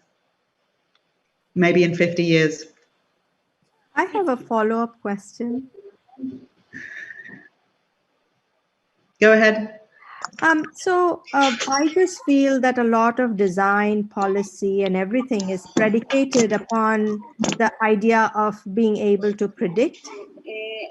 And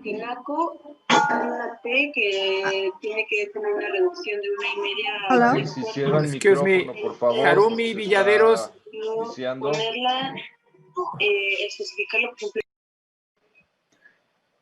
Okay. Thank you. Continue, Nita. Thank you so much. So I just feel that whether we are talking about policy, whether we are talking about design, a lot of this is kind of dependent upon the ability to predict, whether it is because basically through policy or through design, what we are trying to excavate are outcomes. And I'm just wondering, how does the COVID kind of inform some of this, because it has thrown us into such unpredictability, right? That, the structures that existed upon which we were, kind of predicting things are kind of crumbling as we live our days. How do you see design repositioning itself with the destruction of some of these structures that we have kind of based assumptions on, and where do we go from here? How does design reinform itself? It's such an enormous question, and I'm not sure I'm competent to answer, other than to say that I find helpful the word anticipation. There is a new emerging interdisciplinary field of study and practice called anticipation studies, that recognizes the limits of prediction, that in the same way that the pandemic was unimagined, although in the UK, for example, there was in government, there was some foresight to imagine, what happens if this kind of thing happens, what would we do? And then the preparatory steps, it seems, were not taken to prepare the country. So because the future is by definition uncertain, and there are unexpected events as well as expected events like climate change, climate catastrophe, and pathways that are looking incredibly frightening.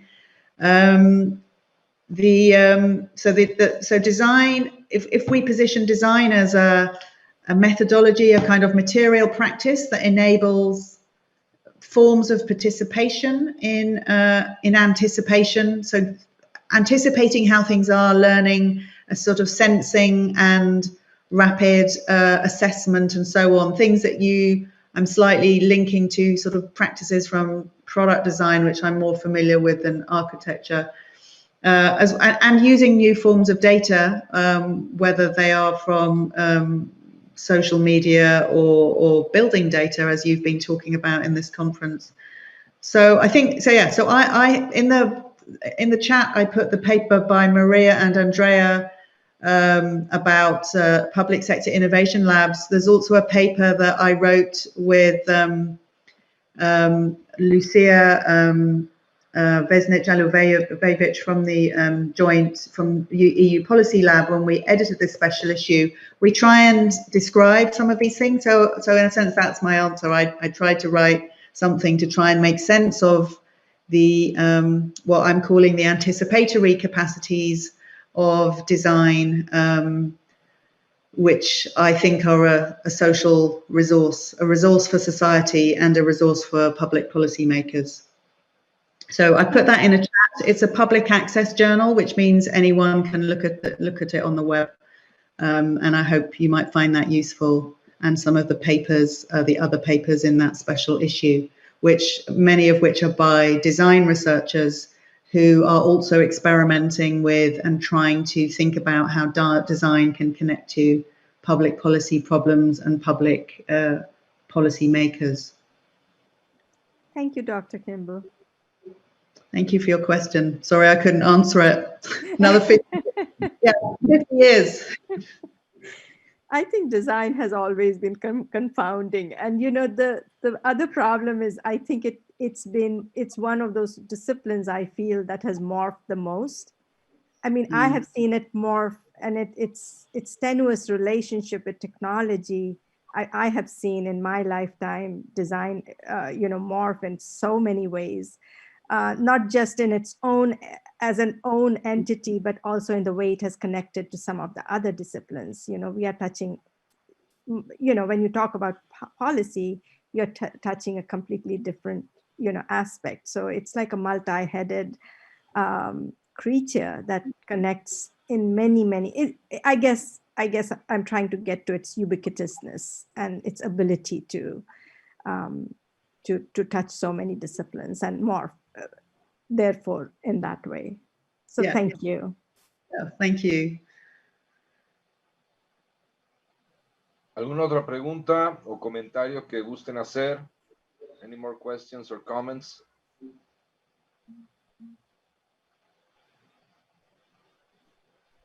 Claudia, we'll leave you to make the closure of this lecture. Well, first of all, I would like to especially thank Dr. Lucy, because I didn't knew her. I was referred to her by a colleague, and the first mentioned that the third thing that she told me as she read my invitation was, I don't know if my theme is going to be eligible for this Congress structure, because I don't see anything related to policies, which is my area of experiences. And well, I'm very happy she has gladly accepted, because it has turned out to be not only important and interesting, but very linked with the 4 or 5 previous, how do you say, talks that we have had today and the days before, in this very, very interesting, and the outcoming of this Congress, I expect them to be grateful that we were wishing before. Excuse me. But then again, Dr. Lucy, it's been a real pleasure to meet you and your kitten.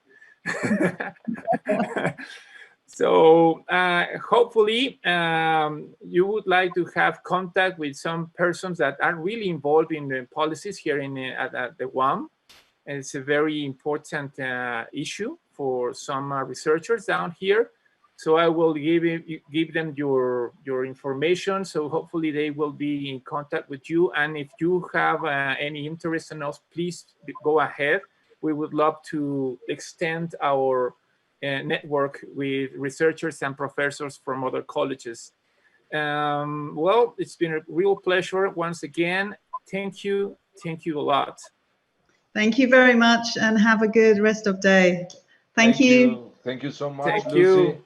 It's great Bye. to see that you're really loved by your cat. Yeah, she loves me.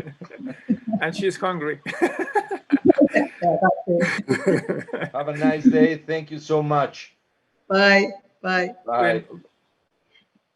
Lucy, if you want to hear soul jazz tomorrow, it will be also a very interesting lecture. So hopefully we'll see you again tomorrow at 12 o'clock Mexico City time. Yeah, also I will try. Okay. Bueno, caballeros, damas, o al revés, damas y caballeros, ha sido un placer tenerlos el día de hoy. Han sido 3 muy interesantes y profundas, de hecho, bastante profundas conferencias, desde la primera en todo lo que es la enseñanza en BIM, y la segunda, donde hemos visto la importancia que están teniendo los procesos de ingeniería conducidos a través del diseño, y ahora, bueno, todo el tema de las políticas que está reviviendo en Europa en este caso, pero pues bueno, ya tuvimos el primer ejemplo de un laboratorio en la Ciudad de México, y puede ser muy interesante que pues paremos las antenas y veamos hacia el futuro próximo y posiblemente estar generando nuestras propias iniciativas en cuanto a políticas de diseño y la relación con pues las políticas gubernamentales de nuestros diferentes centros de acción. Les quiero recordar que a las 5 de la tarde tenemos el panel de hoy, que va a estar muy interesante.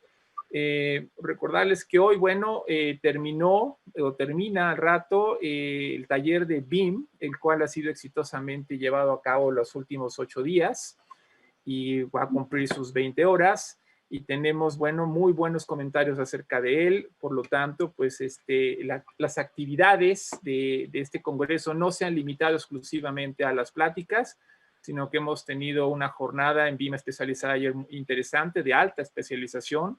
Y tenemos además, recuerden, las 3 exposiciones digitales, 2 de fotografía y 1 de pintura, las cuales les invitamos no solamente a verlas, sino a publicitarlas, a difundirlas para que, bueno, cumplamos con esta parte de la difusión de la universidad en cuanto a conocimiento y cultura. Por lo demás, me despido de ustedes. Espero que tengan una muy buena tarde, que coman y que no dejen de acompañarnos en nuestro panel a las 4 de la tarde. Y si algo se me olvida, por favor, Moisés, 5. Luciano. A las 5, profesor. A las 5, perdón, a las 5 de la tarde. Pues bueno, que tengan muy buena tarde. Por lo que a nosotros respecta, ha sido muy satisfactorio. Sigan disfrutando.